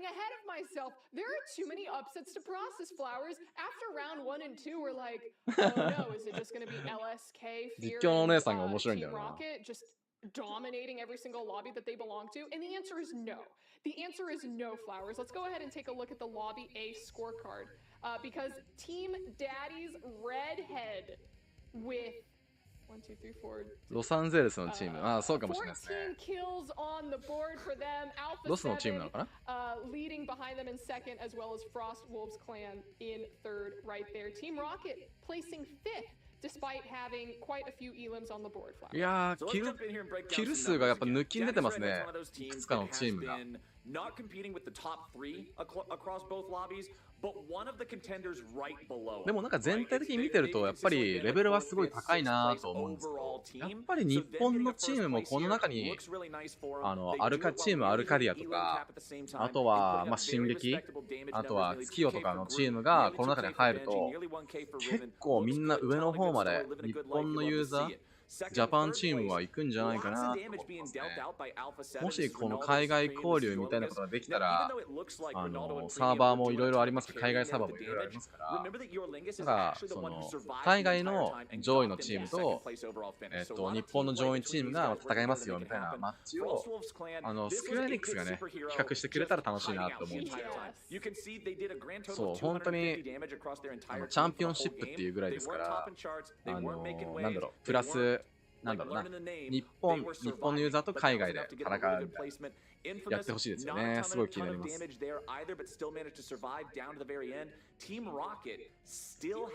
ああ、なるほどね。ロスとエンジェルスでロサンゼルスだから、ロスのディアブロスって言葉遊びなのかな。なるほど。そういうことか。なんかね、タンゾ EX さんがいるんですよね。タンゾ EX さん。これはどうなんだろうな。海外、まあ、ロッピーさんも普通にいるし、もしかすると日本人がちょこちょこいるのかもしれないですね。This tells me this is a very good squad. This is a talented squad, but they're just saying, let's go in. They're always taking fights. They're always ready to PvP. They're probably their own worst enemy. With Elim counts like this, but never placing higher than like 7th or 8th. おっと、最近いたんだ。お疲れ様です。エキシビションみたいな感じでやってほしいですね。まあそうですね。海外プレイヤーと、まあ、交流する機会じゃないですけど、まあ多分この、間違いなく、チャンピオンシップに出てるプレイヤーたちはかなり強い部類だと思うので、日本の最強の進撃チームとかアルカリアとか月夜がぶつかった時に、まあどこまで接戦になるのかとか気になりますよね。ぶっちゃけ日本のジャパンのチャンピオンシップは進撃がやっぱり圧倒的すぎて、なんかその運営が考えてたどのチームが勝ちますかみたいな、そういうのももう圧倒的だったんですよね、進撃の投票率が。ちょっとつまんねえなと思っちゃった部分があったので、圧倒的すぎると、まあ、みんなそこにいるよねっていうのはなんとなくわかるんですけど、万次郎さんとか、まあそうですね、てんてんさんが強すぎるのはもうみんな分かってると思うんで、接敵したらほぼほぼ負けるじゃないですか。打ち負けちゃうんですよね。そうそうそう、ワールドチャンピオンシップ企画、ぜひ企画してほしいですね。まあサーバーがこう、今いくつか、5個だっけ ?4 つか5個くらいあるんで、それが全部、その、大会が終わった後に、全部やってみたらいいのかなと思うんですけど。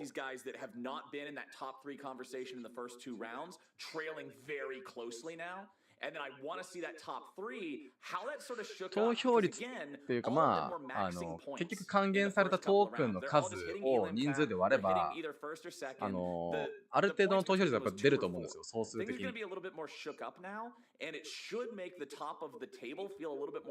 まあ、かなり配られたトークン少なかったと思うんで。そうね、リーさんの言ってるおかげでトークン僕ももらえたんですけど、僕はもう、あの中で誰が勝つかって言われたらもう、戦ってきた中の感覚的に進撃のメンターだろうなっていう感じだったんで。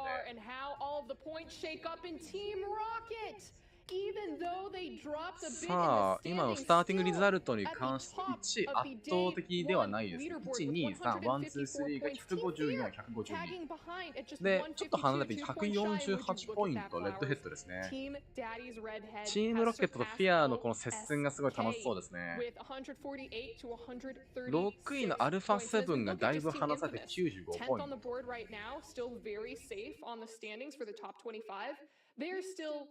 70-ish points behind Team Rocket. There's still a pretty clear gap. この間北米ランクも行ってみたけど割と自国でした。ってことは結構プレイヤー強いってことですね。人が入れタイミングで入ると、まあ、かなり強いプレイヤーたちがいるんじゃないですかね。これだけチャンピオンシップで動けてるプレイヤーがいるっていうことは、要はちゃんと真面目にランク、まあ、しっかり潜って強くなってるプレイヤーがいるんですから、まあ、ソロだろうがトリオだろうが多分強い人はやっぱ強いですね。見た感じ、エイムが特に、遠距離のエイムが特にすごいんで、遮蔽物から顔出す瞬間にゴシキ打たれるみたいなシーンがたくさんあったんですよ。マジこれ気抜けないですね。もし仮にワールドチャンピオン、ワールド、ワールドチャンピオンシップかがあるものなら僕もやっぱ出てみたいですね。なんだったら国内のチャンピオンシップお前も出ろって話なんですけど僕は仕事がちょっとね忙しすぎて出れなくてちょっと残念だったな。Only 1 point above We Are the Night, or excuse me, We Are the Light. But Flowers. 2位チームってことはあれか、リンちゃんチームかな。リンちゃんチーム、あれだよ、リンちゃんチームが3位か。じゃあ月夜に入れたってことなんですね。さあ、第4戦開始してます。And would you look at that? We're looking at Cody, Zenpai, and boom. Okay, let's see what these guys can do. Let's see how chaotic this one gets. Again, LSK on this one's going to be out for blood. They got knocked down a couple of notches. Yes, they're still in fourth place. さあ、もうファーストキルが発生してますね。16 points out of first place is going to feel really bad for a squad that has just been absolutely smurfing elimination numbers so far. I'm expecting this to be a bit of a comeback game from LSK. I'm expecting them to play smart. I'm expecting them to go for every single elimination they could possibly find. たまにミッション紹介で北米に行くと、大体だって日本人か最後に残ったの日本人なのかよ。デイワンってことは多分これ本予選ですよ。多分明日なのかな、本戦に関しては。もしくは結構時間が結構長く取られてるので、ロビー A とロビー B の決勝戦が後々行われるのかもしれないですね。さあ、早速 HP100 同士の戦いが始まっている。さあ、ワンキル発生した。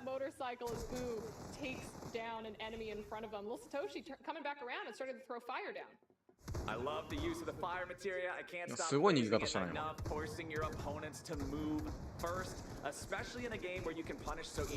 おっと 1v3 返していく。おっとっと自分のバイオを食らってしまった。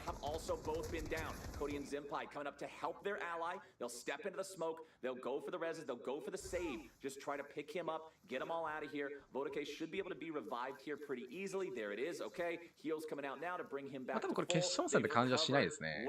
That's one of the things that I think can really separate the better squads from the worst squads in these competitions. The ability to recover さあ、スタンレーを倒してファームをしていく。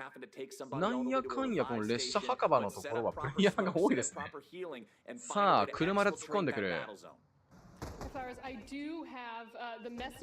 そう、このね、チョコボフードの人ね、めちゃめちゃ近接ぶち込むのよ。すごいマジで。さあ、文句を倒していく。銃を一切撃たずに、本当インファイトで倒していくタイプなんですよね。さあ、ビートアップで HP を回復していきます。さあ、サンダーの中でも何のその、カウンターで突っ込まれていくが、ワンダウン、ちょっとこれは突っ込みすぎたか。さあ、LSK の L ですね。L の方がダウンしてしまった。さあ、ワンダウン、ブラインの中でも何のその、シオンさんがバトルライフルで攻撃していく。さあ、おっと、そこは大丈夫か。スタンレーの攻撃が当たってしまうんじゃないか。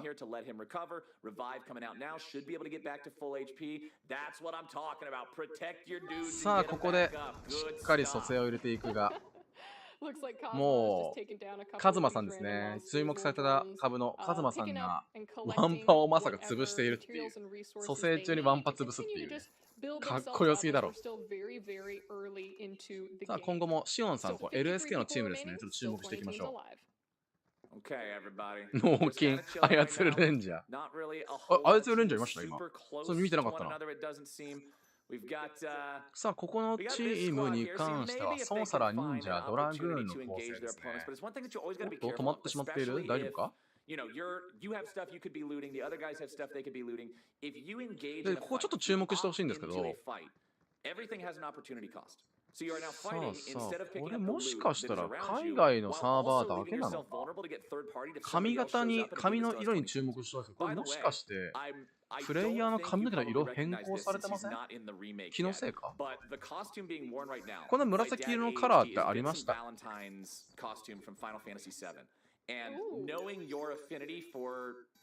んかこんな色なかった気がするんですよね。まさかチャンピオンシップに操るレンジャーがいるのはちょっと正直思ってなかったな。さあ、スタンレイを倒してファームをしていく。まだ未だに HP は120か。100かな、これ。That's the Vincent Valentine costume right there. That one's always pretty sick. I always get a kick out of that one. He's one of my favorite characters in Final Fantasy VII as well. I think he's got a really cool individual storyline. Maybe one day we'll get to see some Vincent in the Final Fantasy VII. さあ、モーゴリリックの忍者がいるぞ。But at least for now, we've got his costume. あの色はやっぱりあるんだ。なんだ。ないもんだと思ってましたわ。Finding a knockdown onto Azar Halon there you can see in the feed. Squall Leonhard getting knocked down again. Not having a great time here. Azar Halon going to be eliminated there too. It looks like Mako Crisis. おっと、まさかのバイクキル。バイクキルが発生しました。チャンピオンシップでまさかのバイクキル。しかも、やり返されて2ダウン、壊滅状態です。おっと、そんなことがあっていいんだろうか。まさかのダブルキル、ロードキルでダブルキルが発生しますね。これはなかなかすごいことが起きているぞ。HP がね、110以下の時のバイクのこの攻撃当たると一撃ですから、まあ恐ろしいですね。3人中2人がバイクにてキルを取られるっていう、もう軽い事故ですよね、これ。すごいな。バイクキル店長。そうだよ、渋谷デスハイさんみたいなプレイヤーがいるってことですね。タイガーに関しても、手動ホーミングロアの使い手がいるってことですね、これ。でもぶっちゃけ HP 低い時のバイクのロードキルは全然ありな戦法なんですよ。移動速度も速ければ攻撃当たらないし、もし仮にワンチャンスバイクスピンで攻撃できればもうそれでワンキルなんで、まあ恐ろしい戦法ではありますよね。ちょっとバイク本体の HP が減ってしまっているので、ちょっと怖いかな。さあダギ HD さんですね。HD さん、この人はさっきバイクでダブルキルされてしまったチームの残りのメンバーではあるんですけど、さあ序盤で HP はあるんでしょうか。 HP とギルはあるんでしょうか。実況の人だいぶ笑ってましたね。多分なかなか一つの試合でこんだけまとめてダブルキルが起きるのはあんまりないので、まあそれはテンション上がりますよね。さあ上げて HP を上げて攻撃に転じたいところではあるんですが、まあなかなかこの現状だと厳しいでしょう。地下鉄水道に人集まりすぎじゃないか。これ何パーいるんだ。3パーティーぐらいいるんじゃないか。さあもう現状 LSK のシオンさんはファイヤー、レイズ、ブライン忍者のセットをちゃんと揃えています。やっぱ忍者はやっぱレイズ持ってる方が多いですね。おっと試合が戦闘が始まっている。チョコボチーム、チョコボフードチームとどこのチームだ。さあお互い激怒。おっとまさかの相打ち。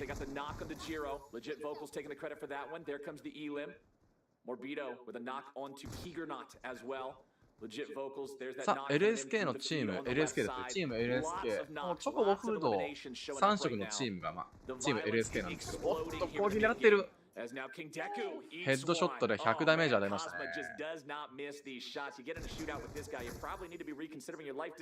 いや、カズマさん、かなりエイムが良いのではないでしょうか。お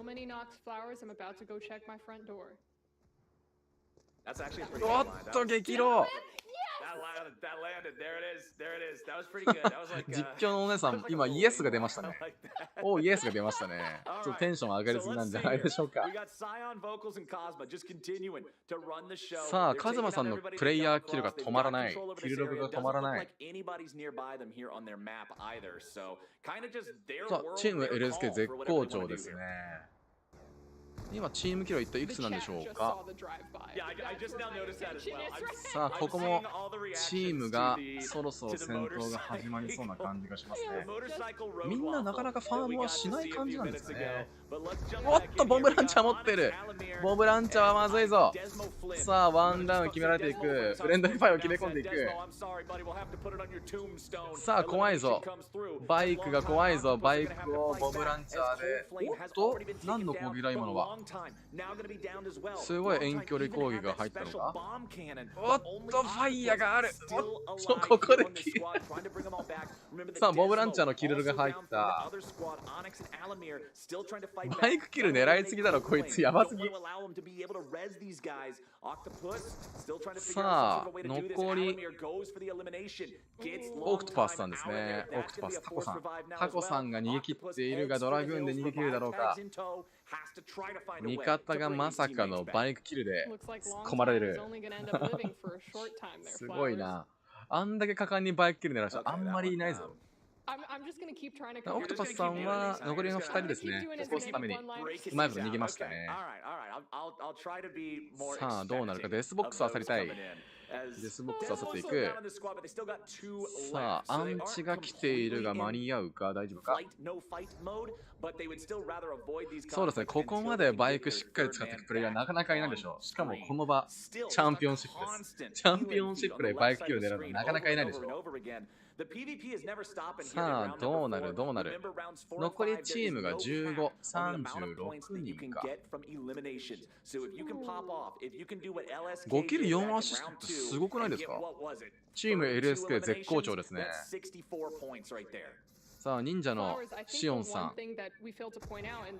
五色のエピックをピックして、やっぱ五色プレイヤー多いですね。五色とこれオツ型かな。さあドラグーン滑空中でも何度その狙っていきますね。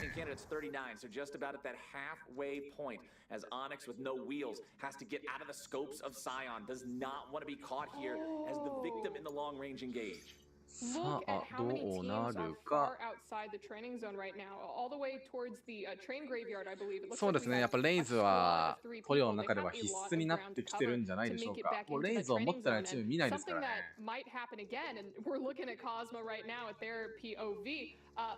さあこの黄色のチョコボフード、カズマさんですね。チーム LSK のカズマさん、注目株らしいです。さあ五色のエイムはどうだ。忍者に当てていけるか。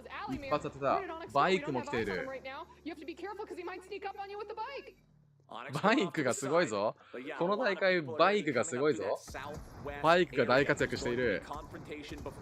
さあレンジャーがウォリアーが詰めていく。あ、いたいたいたいた。あのライダーがいるぞ。あのライダーがいるぞ。いやー、ウォリアーのツッコミすごかったですね。しっかり後方の方から五色で攻撃して、まあおっとまたバイクが来るか。後方支援の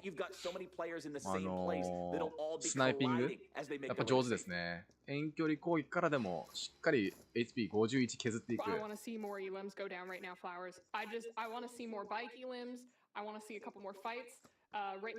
さあどうなるか。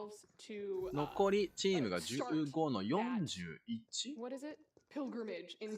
ょっとね解像度の問題で見えてないんですが、さあワンダウンワンダウン LSK がワンダウン取っていく。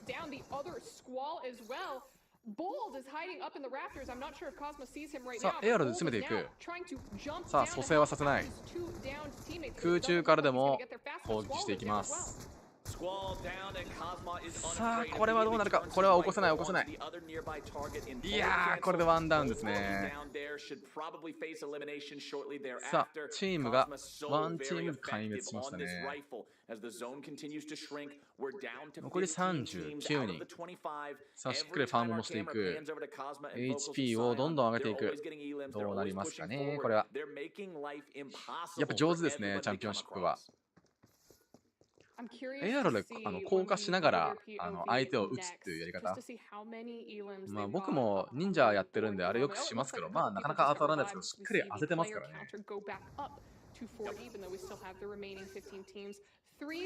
さあボムを切り刻んでファームをしていく。この間に狙わなければいいんですが、さあ自爆していく。ファイヤーがピックできない。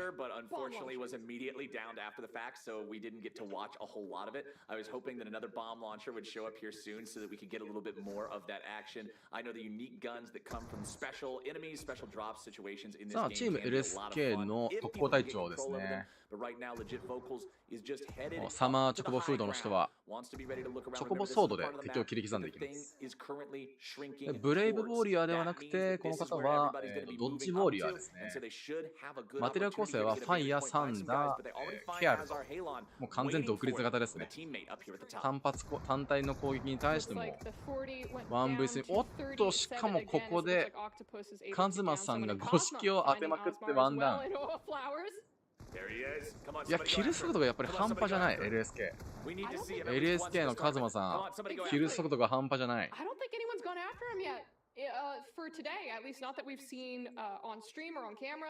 海外は文句使う人が多いって聞いたけど、そんなことはない感じ。いや、実はですね、文句のピック率結構高くてですね、どちらかというと文句よりソーサラーの方が少ないんですよ、海外だと。なんで割とピック率は文句が多いイメージですね。ソーサラーがいないんですよね。まあ多分その中に食い込んできてるのが、まあ、強化されたレンジャーなんじゃないでしょうか。さあ、こちらシオンさんのカメラですね。8キル6アシスト。8キル6アシストってやばくないですか？これ公式大会、チャンピオンシップですよね。8キルはなかなかプライベートマッチでは見ないぞ。8キル6アシストはすごいな。Yeah, he's super cool. That's why I'm hoping we get to see him. But we'll have to just wait and see as we're back on Scion yet again, seeing these guys approach towards JD Miller. さあ、ここでチーム LSK と、これはちょっと一人突出しまったパーティーの一人でしょうかね。狙われて、おっと、空中でファイヤー。壁登り中の敵に対してファイヤーを当てていく。キル速度がえげつないチーム LSK。さあ、ちょっとメガフレアがね、来ますけど、うまくと避けていきましょう。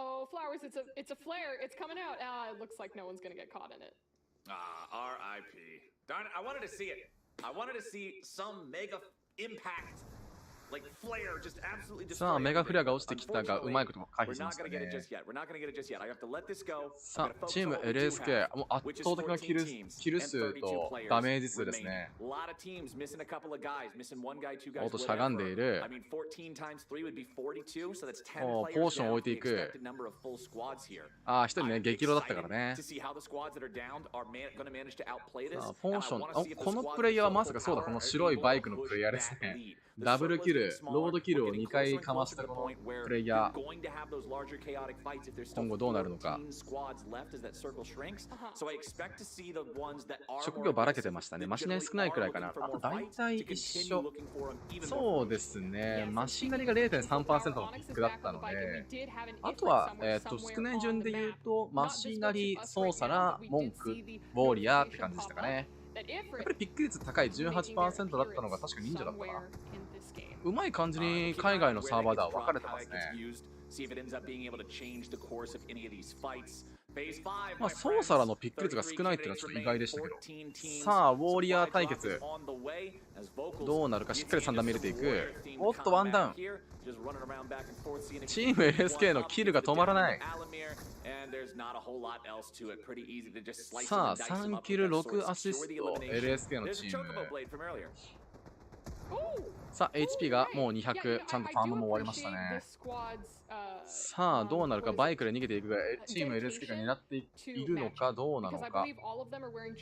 さあ、デュオとなってしまったか、どうなるか。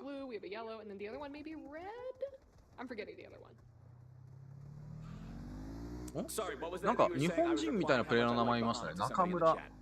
いろは、中村さん。おっと、珍しいマシナリがいる。さあ、この人一体いつまでバイクに乗っているんだろうか。ずーっとバイクに乗っている。HP155 の状態でちょっとまだファームが終わってない状態ですね。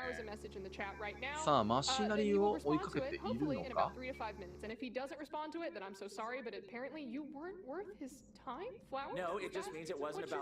中村。なんか日本人みたいなプレイヤーの人いますね。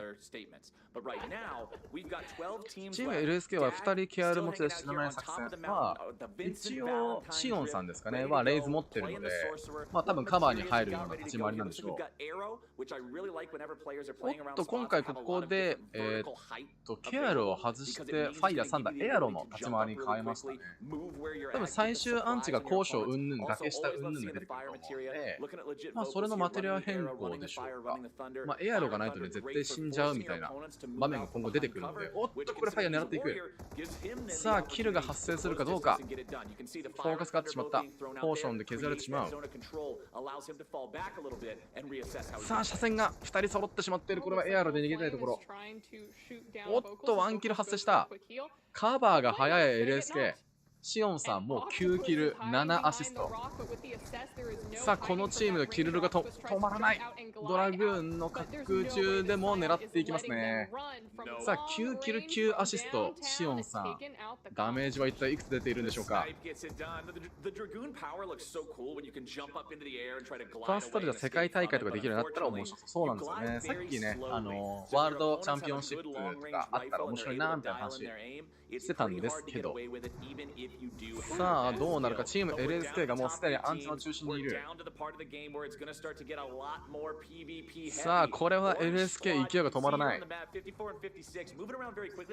投下物資を取っているが、シオンさんがレイズを下ろしてますね。今ファイヤー、ケアル、ブラインですね。多分もう最終アンチだったらもうレイズ使えなくなっちゃうんで、まあ本当にいい判断してますね。さあハイディングしている。ここも戦闘が発生しているので、そうですね、ウォーリアー的な前線に出たいところですね。さあどうなるか。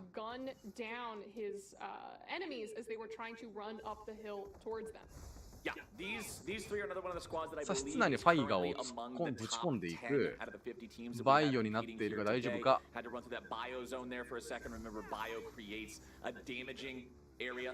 そうなんですよね。バイオをしっかり隊列を組んでいる。あぶねえ。室内にいるんだねこれ。あぶねえ。さあバイオが食らっているが、何のそのおっと、ここは戦闘がかなり激しいエリアですね。ワンダウン、ツーダウン発生しているが、角入れが入ってワンダウン確定ですね。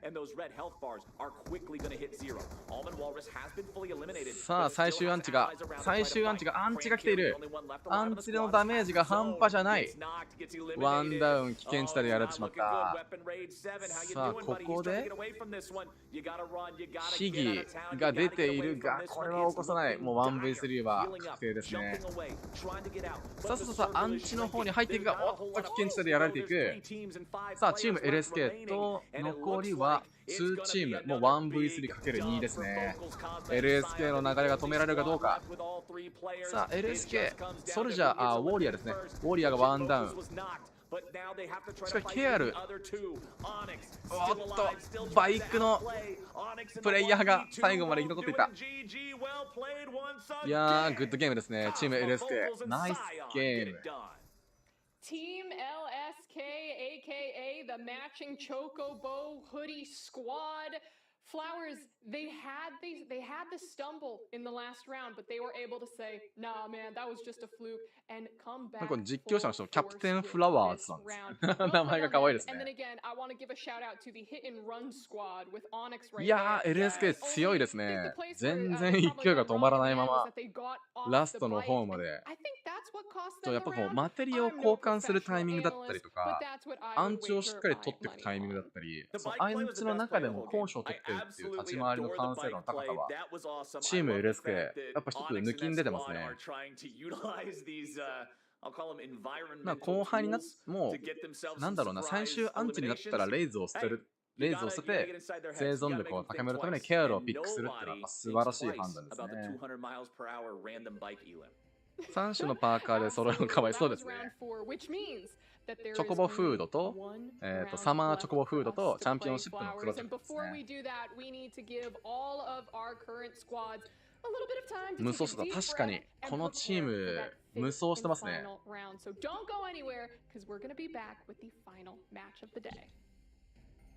いやーすごかった。さあ、最後のリザルト見ていきましょう。残り3分後に次の試合が開始する感じですかね。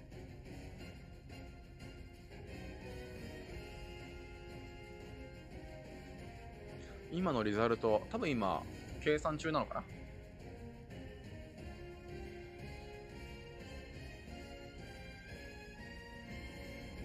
いやー、北米版の、新規チーム LSK を応援していきましょう。でこちらのリザルトに関しては、第3戦が終わった後のリザルトとなってます。今のマッチとしては、第4戦が終了したので、2分後に開始する、第4戦後にリザルト見ていきましょうか。今回チーム LSK 無双してたのは、カズマさんではなくてシオンさんでしたね。いやー、圧倒的だった。チーム LSK が、リザルトとしては6位だったんですけど、今回で多分かなりキルポイントと、ランクで上がっていくので、1位に食い込んできてもおかしくないリザルトでしたね。圧倒的キルポイントでした。チームキル数的には多分15以上はあったんじゃないかな。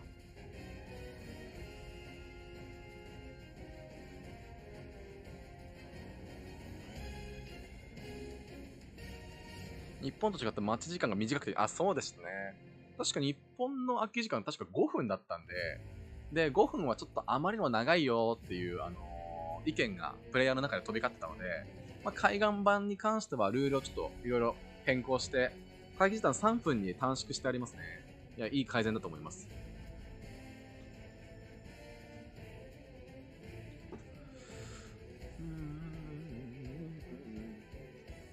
さあ、残り1分で第4戦。次はロビー B の方ですかね。待機場。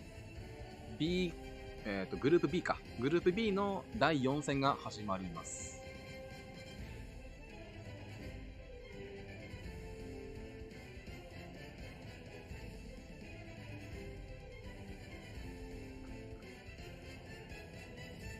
さてさて、これからどうなるでしょうか。チーム A のマッチが終わって、ロビーでは B か。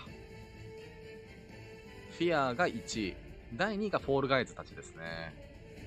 フォールガイズ頑張ってほしいな。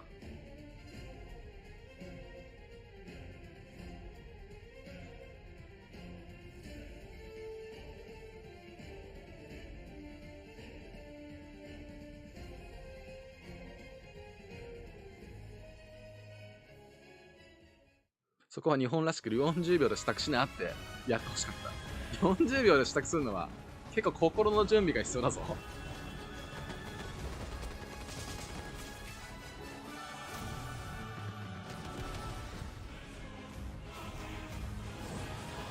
さあ、スクエア X がそこまでラピュタリスペクトをできるかどうかです。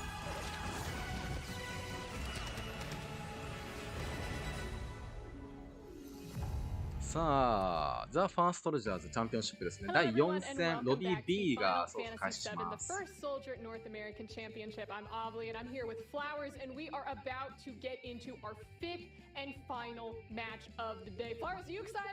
I'm ready to go. That last one, they roared back to life for Team LSK. They were ready to go once again. Camera was on them the entire time because wherever the eliminations were, they were sure to follow. Round 4 delivered, and with only one left to play before we decide which of our teams are going on tomorrow. キャプテンフラワーズさんも言ってますけど、チーム LSK がすごい前線してますけど、他のチームも次の第4戦で全然まくれるよって話してますね。全然逆転は可能なチームポイント差なので、全然どこが1位になるかはまだ分かんないですね。さあ、こちらリプレイの方ですね。おっと、タンゾ EX さん、プレイヤーさんが出てますね。日本人なのかな。さあ、個人的にはクリエイターさんを応援したいところなんですが。This is the squad that everybody always had their eyes on up until the last game here in Lobby A, because this is the lobby where they got taken out a little bit earlier than a lot of people would have expected. Remember, round 3 was a big upset no matter which lobby you were playing in, but it looks like Team Rocket is right back. チームロケットのプレイヤーたちですね。こちらがベンジーさんかな。These guys are doing a great job here again too. This is another one of those teams that's at the top of the table, has the ability to fight for those top spots. Premium Ronaldo and Yorlingas, another one of the squad that can challenge up for that top part as it's down to the last couple of teams, down to the last couple of players, and it was Premium Ronaldo and Yorlingas taking the dub here at the end of round 4. Now, before, when they were able to find a high placement, not exactly the win in the last round, but again, a high placement, it was just off the back of one of their players. 羊さんは英語ペラペラ？いや、ペラペラじゃないです。言ってることはある程度理解はできるんですけど、話せないんで。リスニングじゃないわ。そう、リスニングはできるんですよ。ヒアリングはできるんですよ。でも、話せないんですよね。Yep, Alpha 7 topping some damage charts, grabbing themselves 14 eliminations to go along with it as well. If we're talking about elims, which remember are now uncapped, Daddy's Redhead and other on third place, the Corpse Cafe picking up 11 of their own eliminations. Frostwolf's clan got second, 8-bit superhero.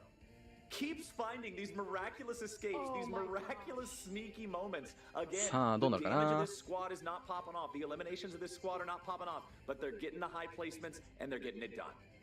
This is like your definition. 腰打ちと ADS の使い分けが勉強になるの。まあそうですね。まあ武器によりけりだと思うんですけど、サブマシンガンとかに関しては、もう ADS 除いてる方あんまりいないですね。腰打ちの方が結構多い印象がありますね。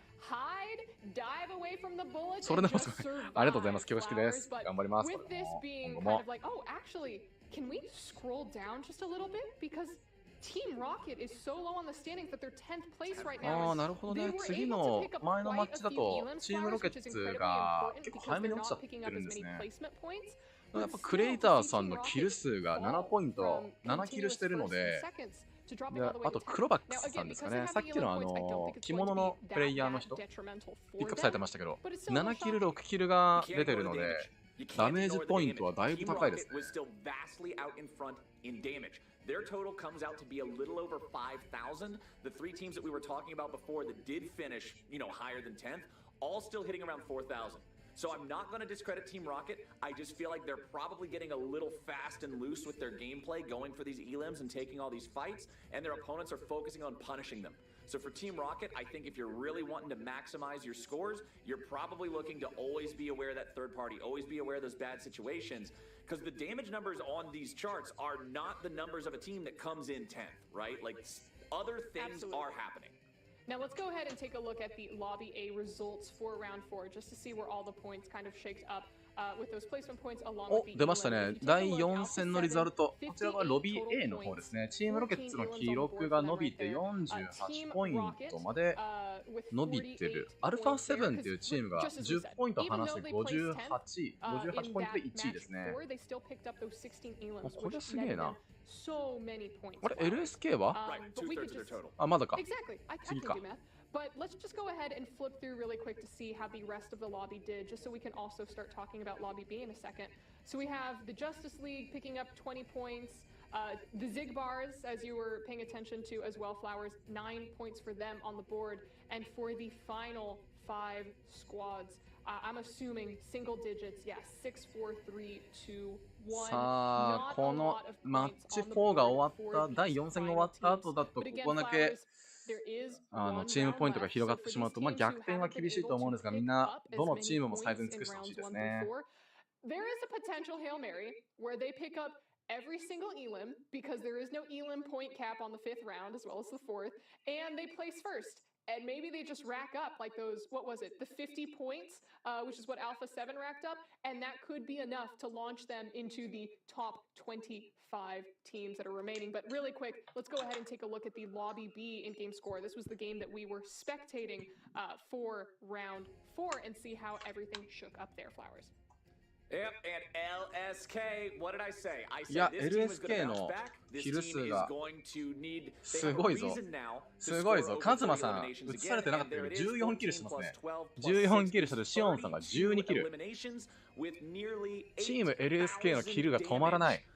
合計が28キルかな。いや、28キルじゃないな。22キルか。あ、じゃあ24。26プラス6で30。32キル。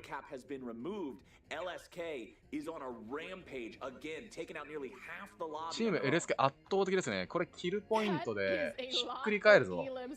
チーム LSK やばくないか。進撃以上にやばいぞ。14キルってやばくない？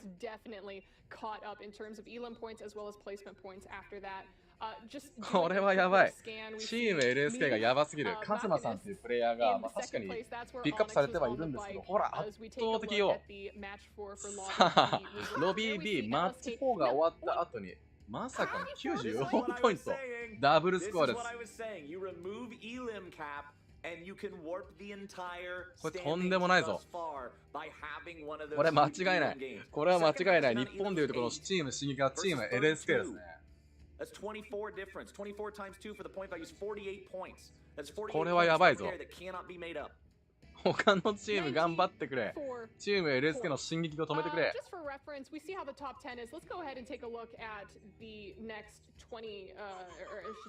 圧倒的すぎるな。In the last round, be able to pull out a little bit. They are only pulling away 9 points.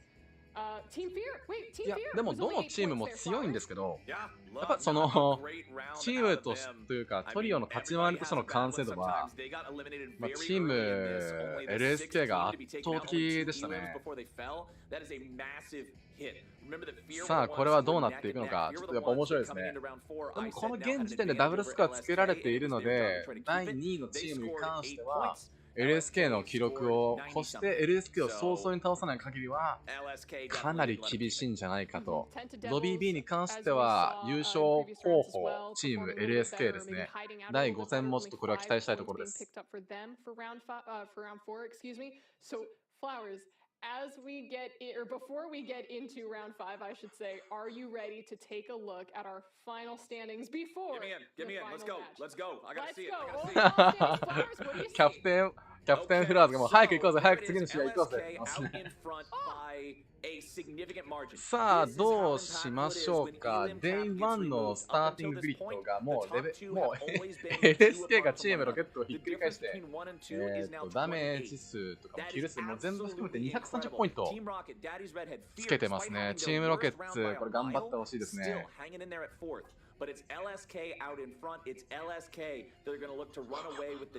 チーム LSK が止まらないです。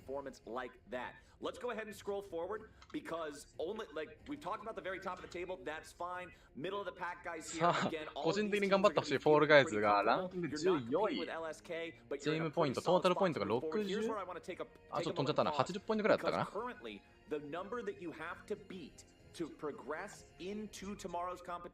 さあ、圧倒的なキルムーブを見せていくチーム LSK でしたね。これは見ておきたい。LSK 多分これからも、動画としてピックアップされると思いますけど、かなり強いチームですね。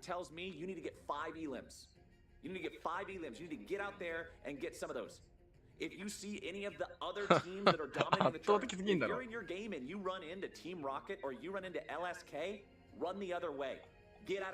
そう、リーさんの言う通り、これは、そうですね、別にチーミングするとかそういうわけではないと思うんですけど、チーム LSK を止めない限りは、ワン、ツー、スリー、トップ1、2、3の変動はないでしょう。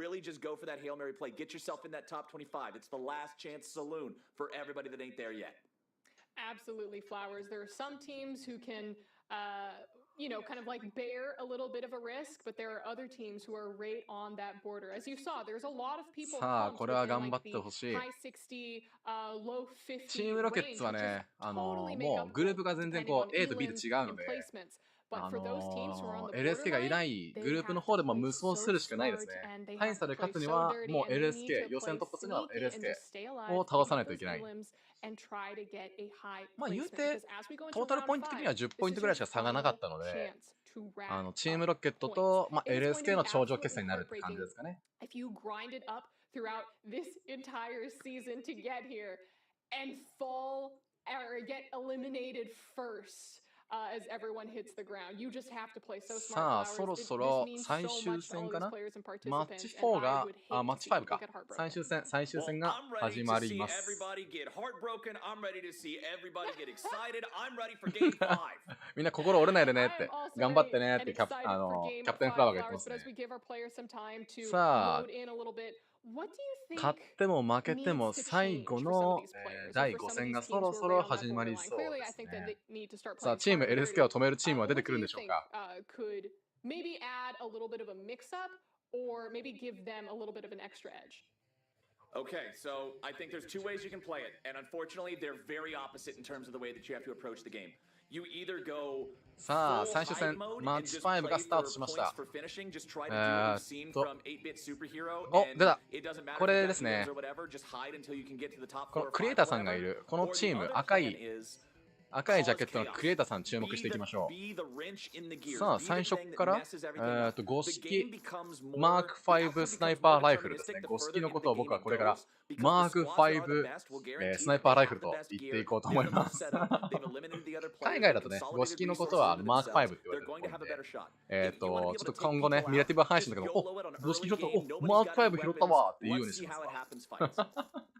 調子乗んなよ Let's って言われ go. そう。 I'm super excited. Looks like we are following creator Kovacs and OG. This is again lobby A. さあ、 The first ロビー A に lobby 関 that し we ま have し been ては、こちらの spectating チー as ム we ロケッ started ト off で the すね。 day is now going to be もう the すでに last ファンス lobby キル that we 等 are が発生してい spectating る to チーム、 close out day one of the tournament ロビ flowers. ー A Only ではあるんですけ 25ど、 of the 50 teams that さ walked あ、こ into こ、おっと、 here 今一瞬 today セフィ are ロスさん going が to 映 be りました moving ね。 on to さあ、別 tomorrow のチーム見ていき to ましょう compete か。 for the top 3. これは崩落地帯東ですね。東の方でもうすでにバトルが発生している感じですね。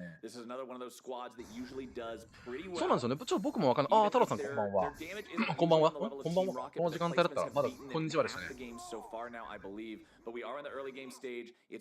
郎さんいらっしゃいませ。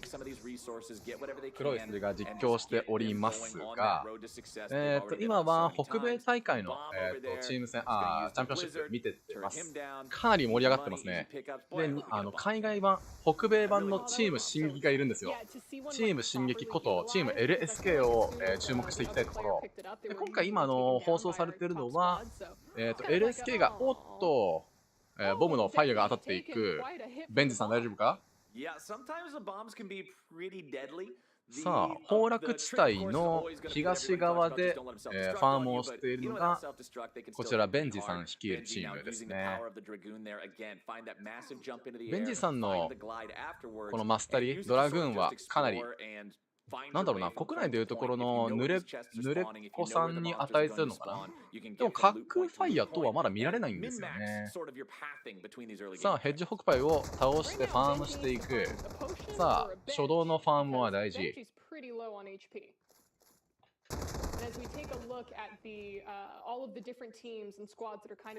さあ、これからどうなるのか。ちょっとね、ちらほらと、カタカナ表記のセフィロスさんですね。がちょっと接敵してるのかな。ベンジーさんと他のセフィロスさんがいるチームが接敵してる感じなので、もしかすると崩落東の方で、早速バトルが発生する可能性が高い。ベンジーさんはちょっとポーションがないので、早めに回復もしくはポーションを取りたいところではあるのかな。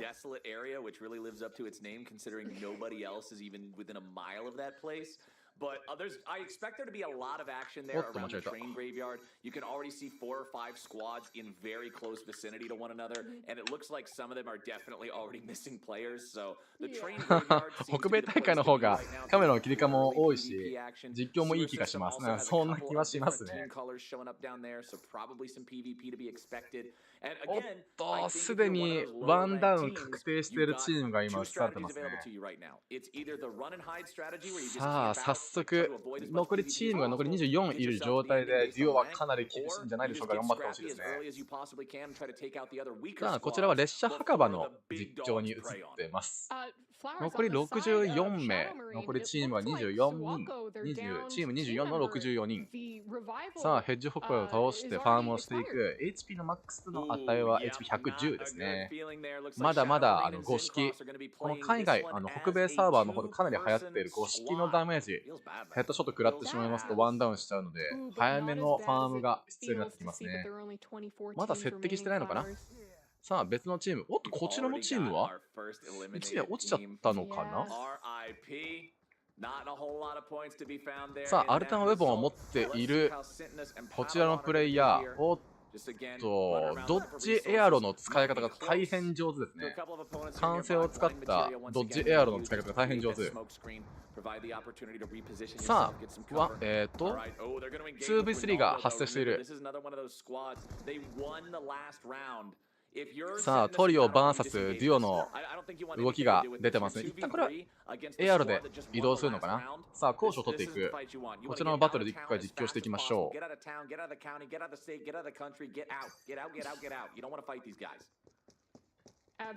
そうですね、2チームぐらいはデュオのチームがいますね。メンバーが揃わなかったのか。もうそもそも最初からデュオで参加しているのか。だとしたらだいぶ強気な感じはしますね。このゲームにおいて人数差というのはかなり怖いことになるので、どうしてもひっくり返すことが難しい人数差。1名の欠損はかなり大きいぞ。さあ、リーサルゲーズを持っている。さあ、2v3。おっと、一旦、戦闘の方は膠着状態に移りましたね。こちらは遺跡近辺の基地、なんか空き地みたいなところですね。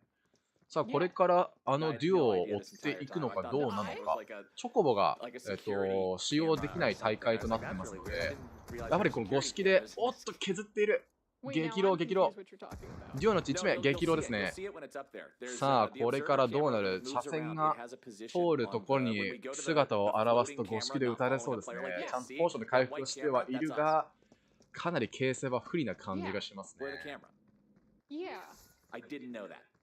さあ、そちらには映っていないぞ。おっと、これジープで移動するのか。おっと、これ詰める感じですね。さあ、今度は地下下水で、実況を移していきましょうか。バイオ対策でこちらはチャクラフィールドを使っているのか。さあ、こちらも五色とリーサルゲーズをピックアップしている。地下下水、これもしかしてこれ3波ぐらいいるんじゃないか。激戦区ですね、こちら。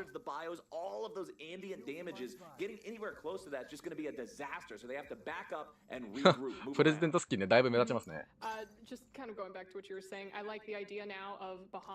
全体的にちょっと MS が高いんですよね。プレイのしやすさとしては一体どうなんでしょうか。おっと、これもアンチ外にちょっとワンチームいますね。ちょっと怖いな、これは。さあ、早め早めにアンチ内に移動したいところではある。さあ、ADS を覗きながらこう前に進んでいる。おっと、これは戦闘が開始しそうな感じ。膠着状態ではあるが、ブリザードまず張っていく。さんまさんみたいな引き笑いの人、実況の人かな。海外の実況陣は結構笑顔が絶えないですね。職場としては大変よろしい職場だと思います。おっと、後ろからワンダウンを落とされていく。まさかの背面からのバックアタック。おっと、外から来たぞ。外から来たぞ。地下下水でかなり激しい戦闘が。さあ、マシナリワンダウン落とされていく。さあ、引き換えに2ダウン取っていった。さあ、起こせるのか。おっと、隠れ。おっと、ここで2ダウン確定ですね。さあどうなるか。詰め切れるのか。わーっと、カウンターファイヤーが決まってワンチーム落とされていく。いや、さすが忍者ですね。切り込んでいきましたね。おっと、カタカナ表記のセフィロスさんのチームですね。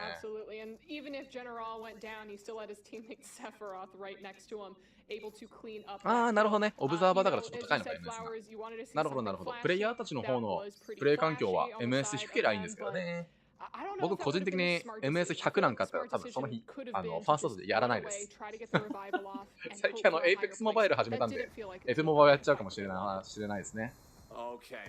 さあ場面を、変えまして得意点ですね。おっとワンキル発生しているブリザードとサンダーでワンキル、すぐさまブラインで補助するあたり、かなりチームとしてのパフォーマンスは高いですね。さあ残りローの敵をどこで追い詰めていくのか。得意点は特にそのどのエリアからもよく見られちゃう車線が通りやすいエリアなので、このブラインのカバーは大変素晴らしいですね。さあワンチームをサンダーでしっかり仕留めていく。 HP が120なのでちょっとファームをしていきたいところではある。海外サーバーのプレイヤーたちはモンスターをキルしてファームするっていう動きをあんまりしないですね。さあ敵のブリザードかなりローまで削られていくが、さあどうなるか。得意点の部分で、かなり激しい戦闘が発生してますね。結構海外チームバイオをピックする人が多いイメージですね。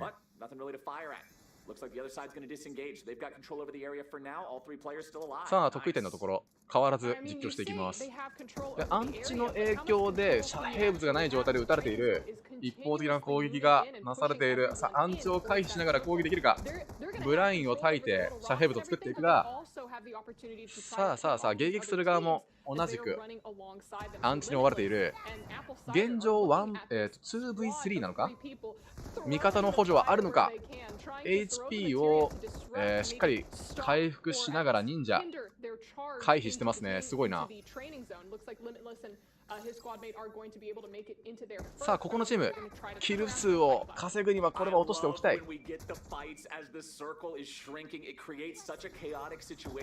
さあ相手のチームがアンチ内に移動してきて HP の上限が上がる。ファイヤーをしゃがむで回避していく。おっと今はファイヤーでしっかりワンダウン。さあレイズを持ってる回復されてしまうが、そっとすぐさまレイズのフォローが入る。なかなかワンダウン取らせてくれない。さあパンツ EX さんが、キル稼いでますね。このタイミングでトレジャーボックスを開いてる暇があるんだろうか。フォローに行った方がいいんじゃないか。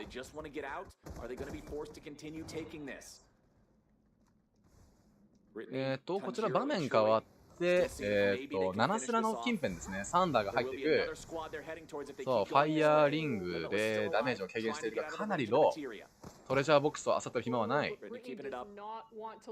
ブラインでしっかり逃げていく。ソーサラーがしっかりダメージ操作して動いてますね。マテリアの構成としてはファイヤー、サンダー、ケアルガですね。さあこれ起こしに行く。おっと PHS にブラインを焚くが他のチームも漁夫に来たね。これはさあ無事起こせたでしょうか。やばい 1v3 発生している。逃げろブラインで耐えろ。いやーすごいですね。1v3 しっかりなしていくカフェル忍者。味方を PHS で2体起こしている素晴らしい忍者としてはもう100点満点の立ち回り。さあサンダガを返していく。ブラインで遮蔽物を作っていく。さあこれはバイクで逃げたいが追われている。このタイミングでバイクに乗ってはいけない。さあキャラクターコントロールで攻撃をしっかり返していく。バイオで追撃していくが、残りの1名はバイオを食らってますね。さあメガフレアに注意したい。あのチーム大丈夫か。メガフレアが来るぞ。メガフレアの狙われてるチームからの攻撃でしょうが、あのチーム大丈夫か。おっとこちらは5式でそう言って食らうが、いや素晴らしいですね。バイオ、ブラインか。ブラインで車線を切りながらチャクラフィールドで攻撃を耐えるっていう作戦でしょうか。さあ先ほどの忍者に、フォーカス合わせますね。さあ 1v3 をうまいこといなしてチームと合流しましたこちらの忍者のプレイヤー。いや素晴らしいですね。これがまさに忍者の立ち回り。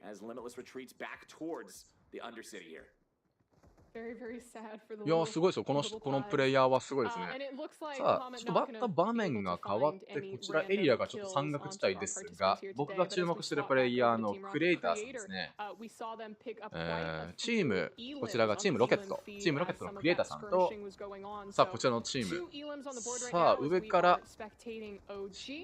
攻撃されてる人を狙っているんだろうか。おっと落ちちゃった。大丈夫か。さあこちらが、7スラですね。7スラで戦闘が起きている。ワンダウン。純良さんが落とされていったが大丈夫か。さあこれは起こしに行けないか。これはいけない。ワンダウン確定してしまった。純良さんが中さんですねにワンダウン取られていく。デスボックスめちゃめちゃ漁られている。カラスのように漁られている。おっと向こうの方でもワンキル発生してますね。着実にチーム12チームまで差が少なくなってきたぞ。さあこれはバイクに乗るが狙われるんじゃないか。バイオでバイオダメージを与えていくが、これはバイクで逃げれるか。ギリギリですね。ギリギリ逃げていった。海外の方ではドラグーンのカックファイヤー、グライドファイヤーの動きがちょっとまだ現状見れないので、日本、ジャパンサーバーのカックファイヤー、ドラグーンの研究はかなり進んでいるんじゃないかと思われます。さっきバイクに乗ったプレイヤーは、さらに逃げる、車で逃げる、めちゃめちゃ逃げるね。めちゃめちゃ逃げるじゃないですか。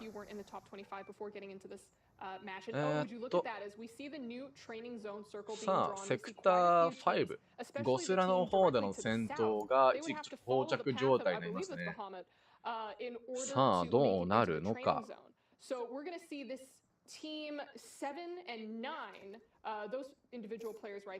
さあ次の、アンチ収縮1分を切っています。次は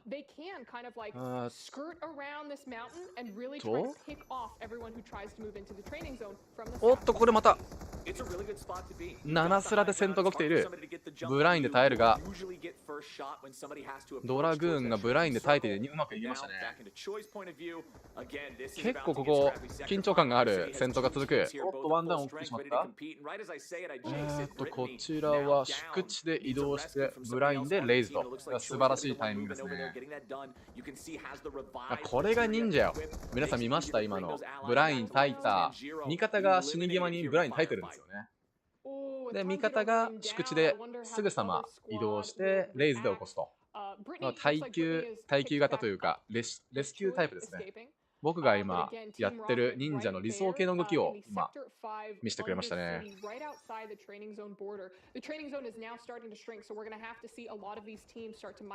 海外の人って、移動するとき武器しまわない。確かにそうですね。結構その武器、メインの武器、主武器を出した状態で動き回る感じですね。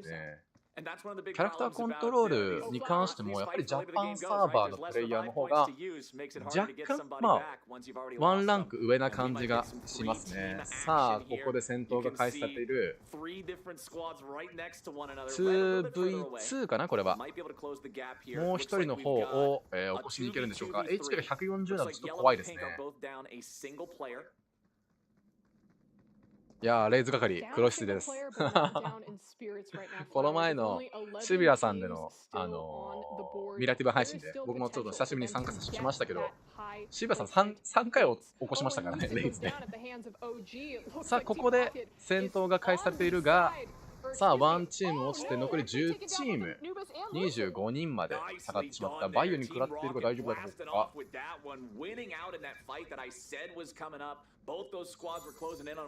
さあフェーズ5移動してきましたね。こちらもリースタルで狙われている。こ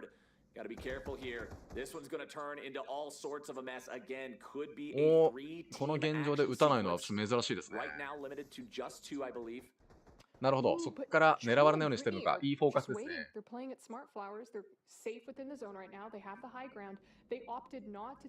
海外勢もコントローラー勢がもしかすると多いかもしれない。なるほど。コントローラーの場合は武器しまった後で次武器をピックする。そうですね。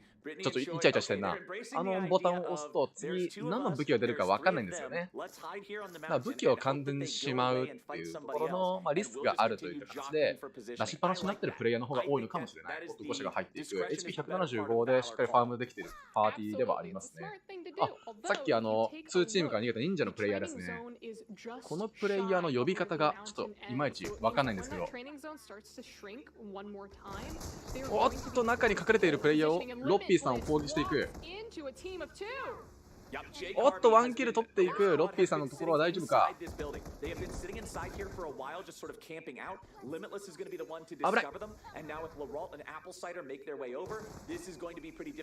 ょっとエアロで逃げていったロッピーさんはこれ隠れ入れられてしまうんじゃないだろうか。いや、奇襲攻撃完全に失敗しましたね。さあ、ここのチームがワンキル取っていく。隠入れが入った。おっと、これチームロケットのプロバックスさんじゃないでしょうか。これ完全に事故か、今のは。さあ、崖上でも戦闘が始まっている。1体激怒。さあ、2v3 だが、おっと、1体返されてしまった。さあ、ここでさっき崖上でイチャイチャしたこの2チームファイヤーが飛んでくる。さあ、アンチも来ている。これは起こせるか。かなり厳しいんじゃないでしょうか。このタイミングのアンチはかなり痛い。起こせるか、起こせるか。ケアルが入って、いやー素晴らしい。レイズがなくてもしっかり起こしてケアルで回復しましたね。さあ、遮蔽物がないぞ。サンダーが入らない。ワンダウン。今度は起こされた側がレイズで回復してる。おっと、今度は起こした側の忍者が落とされていった。ワンチームワンダウンですね。ベンジーさんが落とされていきましたね。going down at the hands of Apple Cider as we just saw. This is a strong team of 3 that are still up. Benji actually さあ、ベンジさんがダウンしてしまって、こちらのチームロケットの、クリエイターさんとクロバックスさんのチームですね。さあ、MP がクリエイターさん激怒。ブラインで MP 使い切ってしまっていますが、チームは捨て直しに成功しています。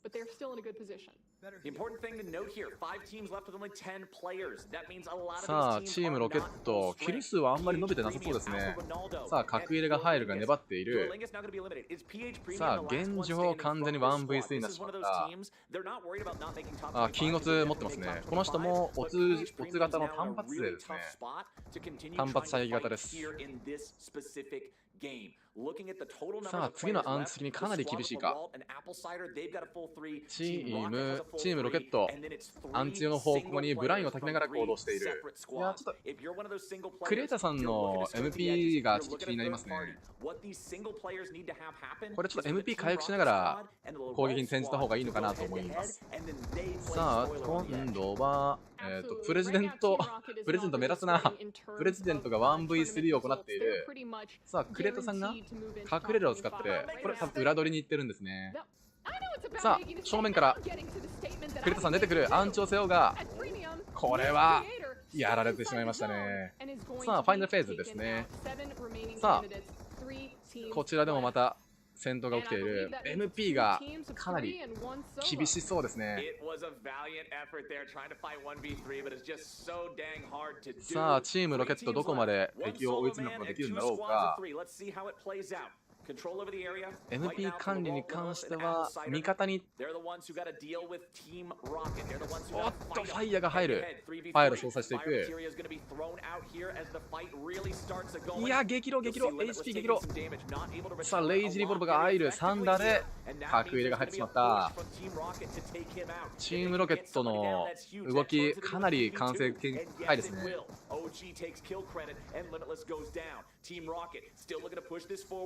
さあ HP が低いところをかなり攻めている。チームロケットの進撃が止まらない。さああと1回の攻撃で決まるんじゃないでしょうか。惜しいね。もうちょっと激怒。おっとここでチームロケットがロビー A の第5戦を制していきましたね。いやー素晴らしい。チームロケット終始見ててかなりタフなチームですね。全然落ちない。こちらのチームが。プレジデント頑張ってましたけど、チームロケットのね裏取り、クレイダーさんの、隠れる忍者の裏取り攻撃にバックアタックを、あとはアンチですね、やられてしまいました。いやー、グッドゲームでしたね。多分こうチームロケットまたキル数かなり伸びているんじゃないでしょうか。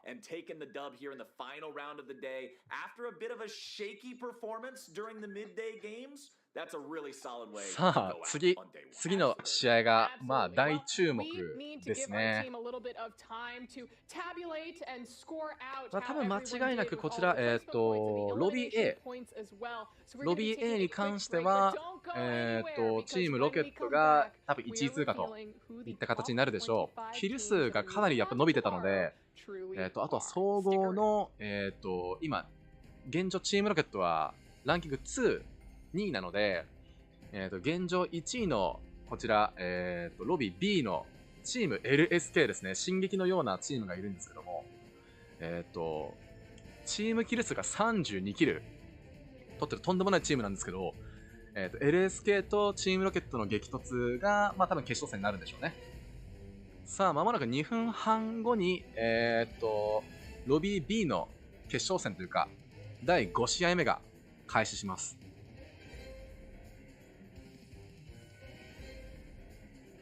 さあ、ロビー A の第4戦終了時のリザルトですね。チームロケット、今第2位まで上がってきてましたが、多分現状これで、ロビー A の方はチームロケットが1位になるんじゃない1位になるんじゃないでしょうか。さあ、泣いても笑ってもこちらが最後の戦いですね。さあ、休憩を約3分挟んで、さあ、こちらです。ロビー B、第4試合が終わった時点のチーム LSK のトータルポイント94ポイント。チーム、ランキング2位の、チームに対してダブルスコアを叩き出してるっていうチーム LSK ですが、まさに、ジャパンサーバーでいうところのチーム進撃ですね。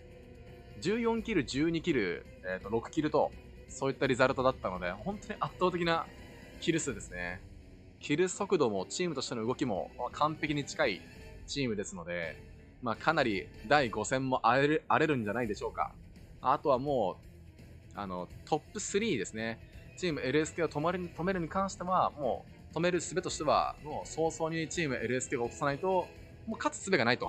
そういったレベルまで、トータルポイントが差が開いてしまってますので、さあ、ロビー B の戦いが間もなくあと1分後で開始するところではあるんですけども、さあ、どういった動きになるんでしょうか。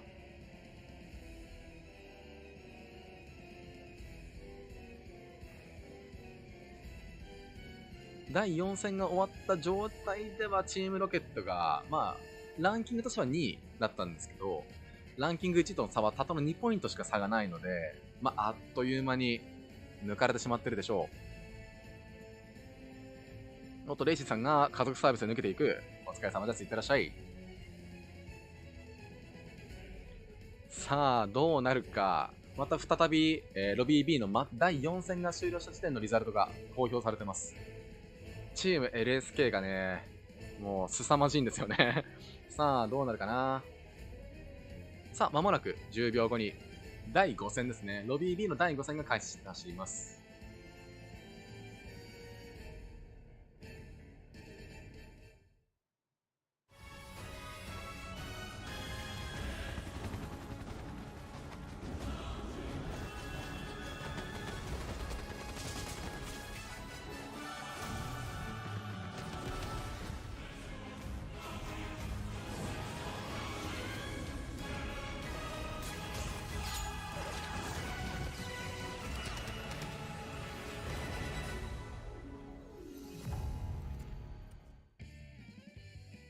Hello, everyone, and welcome back to the Final Fantasy VII, the First Soldier North American Championships.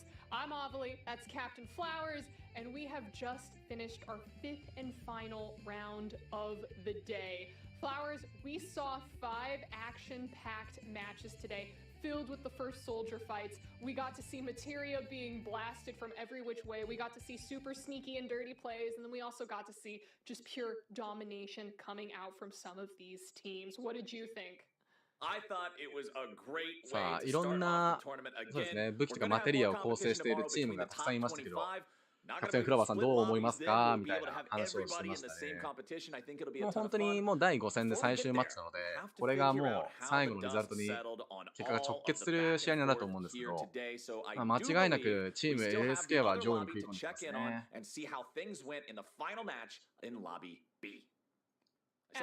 さあ、第5戦、ファイナルマッチですね。ロビー B 開始してます。こっち一旦リプレイですかね。こちらが、ロビー A のリプレイ、今現状流されてます。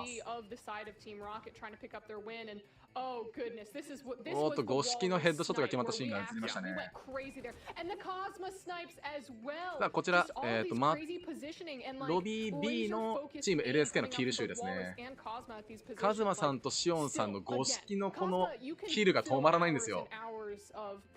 もうブラインの中だろうが逃げていようが何のそのみたいな。ひたすら敵を追って五色で倒すっていうシーンが目立ちますね。さあ、今回これあれですね。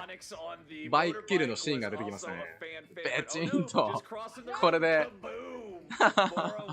しかもこれスピンアタックじゃないんですよ。普通にこのブーンってバイクで走ってしばかれたらしばかれたら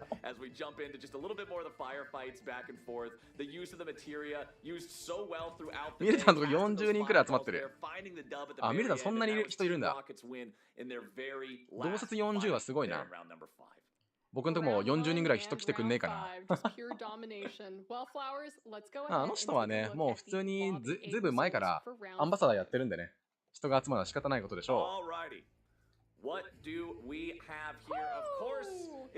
おっと、こちらが第5戦終了したところの、ロビー A のリザルトですね。さあ、チームロケットがアルファ7、ランキング3のアルファ7をひっくり返して、1位に返り咲きましたね。トータルポイント66ポイントと。66ポイント。改めてロビー B の LSK、チーム LSK のトータルポイントの高さが分かりますね。90ポイント取ってるんで、チームロケットと比べてもかなりポイント稼いでるチームになりますね。さあ、どうなることやら。い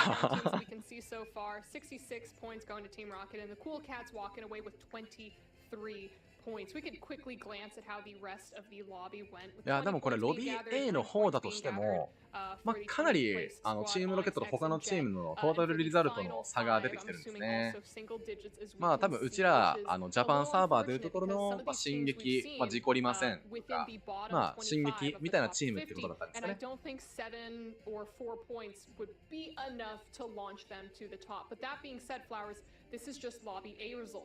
Let's go ahead and take a look at Lobby B. さあ、こちらがロビー B ですね。第5戦が終わった時点のリザルトを発表されています。チーム1位のチーム LSK トータルポイント92ポイントとトリプルスコアぐらい出るんじゃないかっていうぐらい差出てますね。これとんでもないことが起きてます。さあ、僕が注目してたチームフォールガイズ第7位まで落ちてしまってますね。圧倒的な差があります。チーム LSK のキル数がとんでもなかったところですね。トータル32キル発生しているので LSK がほとんどのチームを狩り尽くしてしまったって形になっています。恐ろしいチームですね。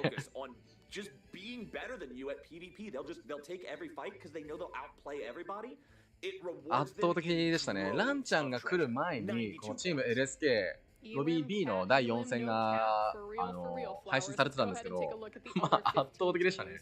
多分チームリーダーのシオンさんかなが16キルの7アシストぐらいしてたので、圧倒的。もうそれしかなかったです。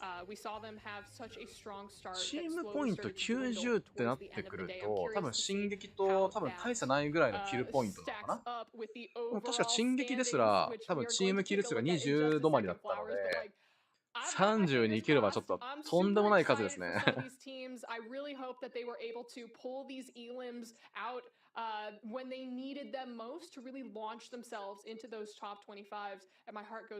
これからロビー B のですね、第5戦目、もう本当にファイナルマッチが開始するんですけど、チーム LSK 多分たくさんピックされて動画配信されると思うんで、ぜひ見てってほしいですね。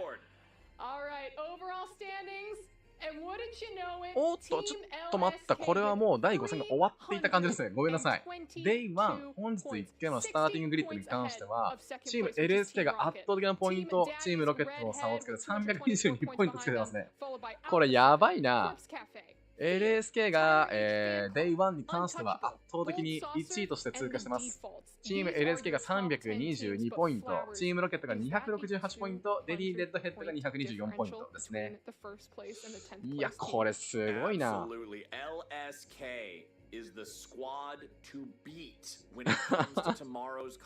これはクレイジーですね。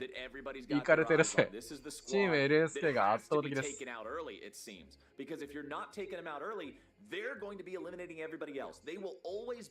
他を本当に他を寄せ付けないスコア差ですね。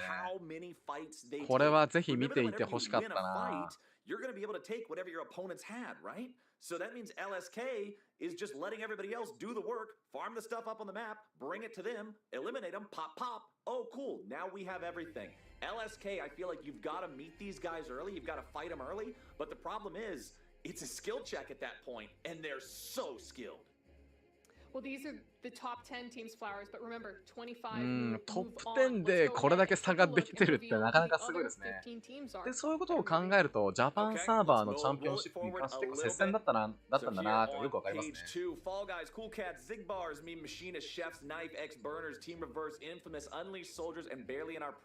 さあ、こちらはリザルト11位から20位までの発表がされています。いや、これ考えたとしても、1位から20位までの差が、トリプルスコアついてるってことを考えると、とんでもないですね。さあ、チーム LSK が今回 Day1 に関しては1位で通過しています。I'm just going to rip the band-aid off because only five more teams can move on to day 2 in tomorrow's tournament. And here you have them. Candidate Prime, とんでもない差がついてますね。Chaos Bringers, Odin, and Shimmer Squad. Shimmer Squad ending it with 84 points. And wouldn't you know it, Taco's crew is only behind by 5 points. It's just a handful of eliminations. But congratulations to all 25 teams who were able to make it into the top 25 and move on to tomorrow. Yeah, really good stuff coming out from them. It ended up being a 5-point separation threshold between 25 and 26, which, considering how close you can see everybody from like 26 to 30 was within 2 points of those 5 ranks or something. Honestly, a 5-point spread doesn't feel too bad. So big congrats to the 25 teams that are moving on and who we're going to get to see back here tomorrow for more competition. And we're actually going to see a player sooner than tomorrow, Flowers, because right now we have an interview with lobby leader and team dominator LSK's legit vocals. Let's do it. おっと、チーム LSK のプレイヤーですね。後ろのチョコボのイラストが可愛いですね。すごいにっくりしてる。Tell me about you and the team's performance today because I was watching you call out even your own mistakes in the Twitch chat and yet pulling out 320 something points, 200-point differential from our 10th place team. You guys like absolutely blazed. 海外は割とこういうプレイヤーが顔出しするのはあんまり珍しくないことなんでしょうね。Conservative playstyle about 3 months ago when private lobbies got announced for the インタビューしてますね。I was looking for a team and because my current friends that played the game stopped playing, so I reached out to sign. でこの顔出しというか、インタビューに関してはジャパンサーバーのチャンピオンシップにおいてもありましたからね。顔出しは2位だったらしいですけど。That's why you see my damage low. My goal is to get shot because if you're shooting me, you're not shooting the best shooters in the game. そうですね。海外の方は、これ結構オープンなんでしょうね。日本サーバーの、ジャパンサーバーの方はなんか、顔出ししたくないよっていう意見がかなり多かったらしくて、インタビューの方はなくなっちゃったんですよね、正直。なんだろうな、普通に音声だけでもいいから、インタビューあってもよかったんじゃないかなと思うんですけどね。これが国の差ですね。日本と海外の差というか。もっとみんなオープンでいいと思うんですけどね。ぶっちゃけ今の公式アンバサダーの中ですらあんま顔出ししてる人いないので、こんな感じ僕みたいに顔出し配信してる人あんまりいないじゃないですか。なんでもうちょっとみんなオープンになってもいいんじゃないかなと思うんですけどね。if we're hitting headshots or just そ hitting うそうそう、you, you're あ going の to 日 die 本の方で quicker. は And 結構そ Fear れが ran ブーイン into グ us がたくさんあっ early, て and it just didn't そう work です out for ね、 them 顔 all 出 that しは well. 嫌だよっていう And 人がかな it's り多 sad かっ to た not see みた them いです because ね。 they were the fun competition to play against. But yeah, game 4, our hiccup where we messed up our game 3, it was I made a bad call. レ I ジット decided っ to て go 人な try の and かな、レ fight ジット people ボ that ー were カ in ル a です。tower. And as soon as I pushed away from my team, a team decided to third party us with Ifrit. レジットは確 Ifrit か knocked ウォーリ Cosmo. アーの人でしたね。 I ウォ was ーリアー coming のプレ back イヤ to ーで help す。 Cosmo. As I tried to get on a motorcycle because Cosmo died, Ifrit put a flame tornado on it, which blew up the motorcycle and killed me. And then Cyan just couldn't get either one of us back. So we had a hiccup, but ヒヤッとしたの pulled it back は、 together カ because ズマ we が、カ realized ズマって how いう we プレイヤーが play. LSK にはい As るんです long け as ど、 we're together in a バイクで一 unit, 回キルされちゃった we're 時が一 we're 番 the ヒヤッと best した team か that なみたい there なこと言 is. ってますね。Like, so if you shoot me, you're making a カバー mistake はしに already. 行ったけ But if ど、 you don't shoot me, then I get to hit you with a sword. And so you have to make a decision. You either kill me quick or you kill them quick. If you can't, then we clean it up. Like final game, you guys didn't get to see it, but I picked up the Ifrit and we were just running at people. We had Cosmo with the Griffin, which is just a big LMG, makes a lot of noise. It's really fun to watch. We had a blast. We're really looking forward to tomorrow seeing the competition. Big shout outs to Sign and Cosmo. Like they are like the core of this team. Like without them, I couldn't do what I do because I'm not a great shot. That's why you see me with the sword in my hand most of the times because it gives you a wider FOV, lets you move quicker, lets me. I just need to take shots. That's literally everybody can tell me I'm getting carried. 味方が自分のフォローをちゃんとしてくれたかねみたいな話をしましたね。 I just want to give a shout 僕 out は to my 別に teammates because my うまいこと teammates 射 are the 撃を real し reason た why わ we're けじゃな here く and we're て、 doing 味 this 方の today. フォローがあったから勝てたんだよみたいなこと言 I ってます love ね。 that, man. I love the camaraderie that you guys seem to all have together. So I just want to ask you here before you go, how confident are you feeling tomorrow going into it? Because I mean, this is going to be, it should be a tougher lobby, right? Because it's the best players Oh, from it's a both the two shutout. lobbies put together. It's a shutout. And we're taking every Okay. game. It's a shutout. You heard it I here love first. that. It's a shutout. LSK takes every game. Where no mistakes. LSK every game. Now that is a statement to make. I love to hear it. I'm looking forward to seeing y'all put your money where your mouth is and show us more of those skills, show us more of those headshots, show us more of those team fights. Legit, thank you so much for joining us. You've been a pleasure to watch today. No problem. Thank you. Good luck tomorrow. 明日のことで何か言うことありますかって、いや I 僕は like 言うこと that. ないよみたい LSK なことずっと takes 言ってました every ね。 game. 毎 Unless 日ゲーム there's して a るんです bad かみたいな call 話をしてましたけど、 surrounding 毎日ゲームして Ifrit, ますみたいな。 you know, involved. That's the one little asterisk that I'm going to put there. Just because we can't have our players getting too confident, right? This is the first soldier. Anything can happen, Flowers, including all the amazing games that we saw today. I just love that. I thought that was such a good interview, especially in a game like Final Fantasy VII, the first soldier that hasn't been around for a decade. Seeing teams come together and have this level of coordination, have this level of communication, have this level of team play where roles are decided. I mean, the way that he was just blunt about saying, yeah, I got Cosmo and Scion because they're the most mechanically talented, like adept players at this game. I'm not the carry. I'm not the hero. I'm not the protagonist. My job is to take hits and make calls. I love how the guy named Legit Vocals is also the guy who is in charge of comms and callouts because the name just makes sense for what he's supposed to do. But this team seems like they really are not only good at executing, they don't only have good hands, they got good brain. That's a deadly combination. These guys, I think they're absolutely the team to watch tomorrow. 日本サーバーにも来たりする。どうなんですかね。基本的には北米サーバーの方がやっぱアクセスしやすいとか、MS の問題もあって、基本的には自分たちのサーバーの方でこぼってるんじゃないですかね。ジャパンサーバーの方に来た時の敵の強さっていうのは多分何も言ってなかったんで、あんまりこっちの東アジアの方には来てないんじゃないでしょうか。I mean, I had a really good time here today. We got to see some exciting matches. We got to see upsets. It wasn't just straight domination time and time and time again. Obviously, some teams emerged at the top. Shoutouts to LSK for farming up all of those incredible elimination points. But we got to see Team Rocket. We got to see Fear. We got to see some of these other contenders that I'm excited to see all of the top teams in the same pool, in the same lobby tomorrow, right? We're going to get LSK versus Team Rocket for the first time. We're going to get to see more of that chaos as the best squads are in, and the squads who didn't pass the test today, they're not going to be there for some of those easier first eliminations. The difficulty just raises. Everything's been raised up now, and I think the competition tomorrow is going to be a lot of fun.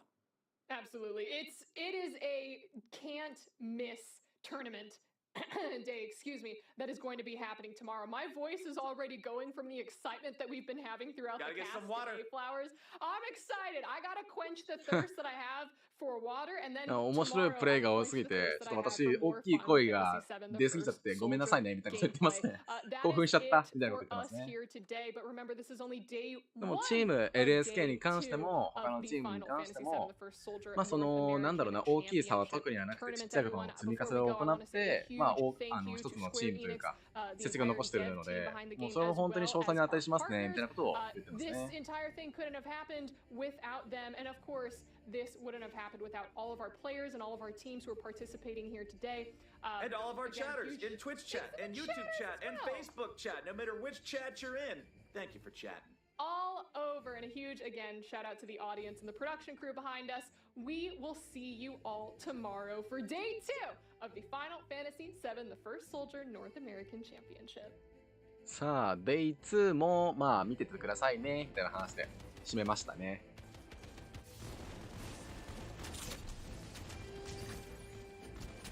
いやー、すごかったな。北米サーバーも結構熱い試合が多かったですね。とにかく、チーム LSK が化け物締めてましたね。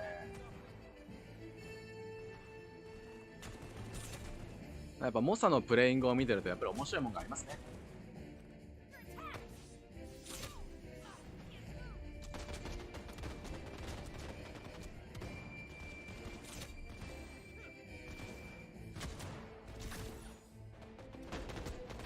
でもどうなんだろうな、全体的に見た感じだと、プレイヤーというか、ワオ、今のマシナリ打ち抜くのすげえな。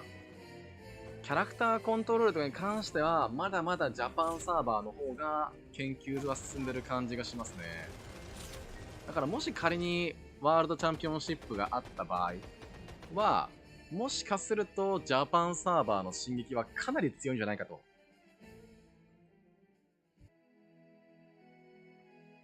いやー、明日もね、まあ4時ぐらいからやりますよって。午後4時からみたいですね。日本時間だと何時になるんだろうな。ちょっとそこまだわかんないですけど、自分もまあ実況できるタイミングがあったらまた配信やっていこうと思います。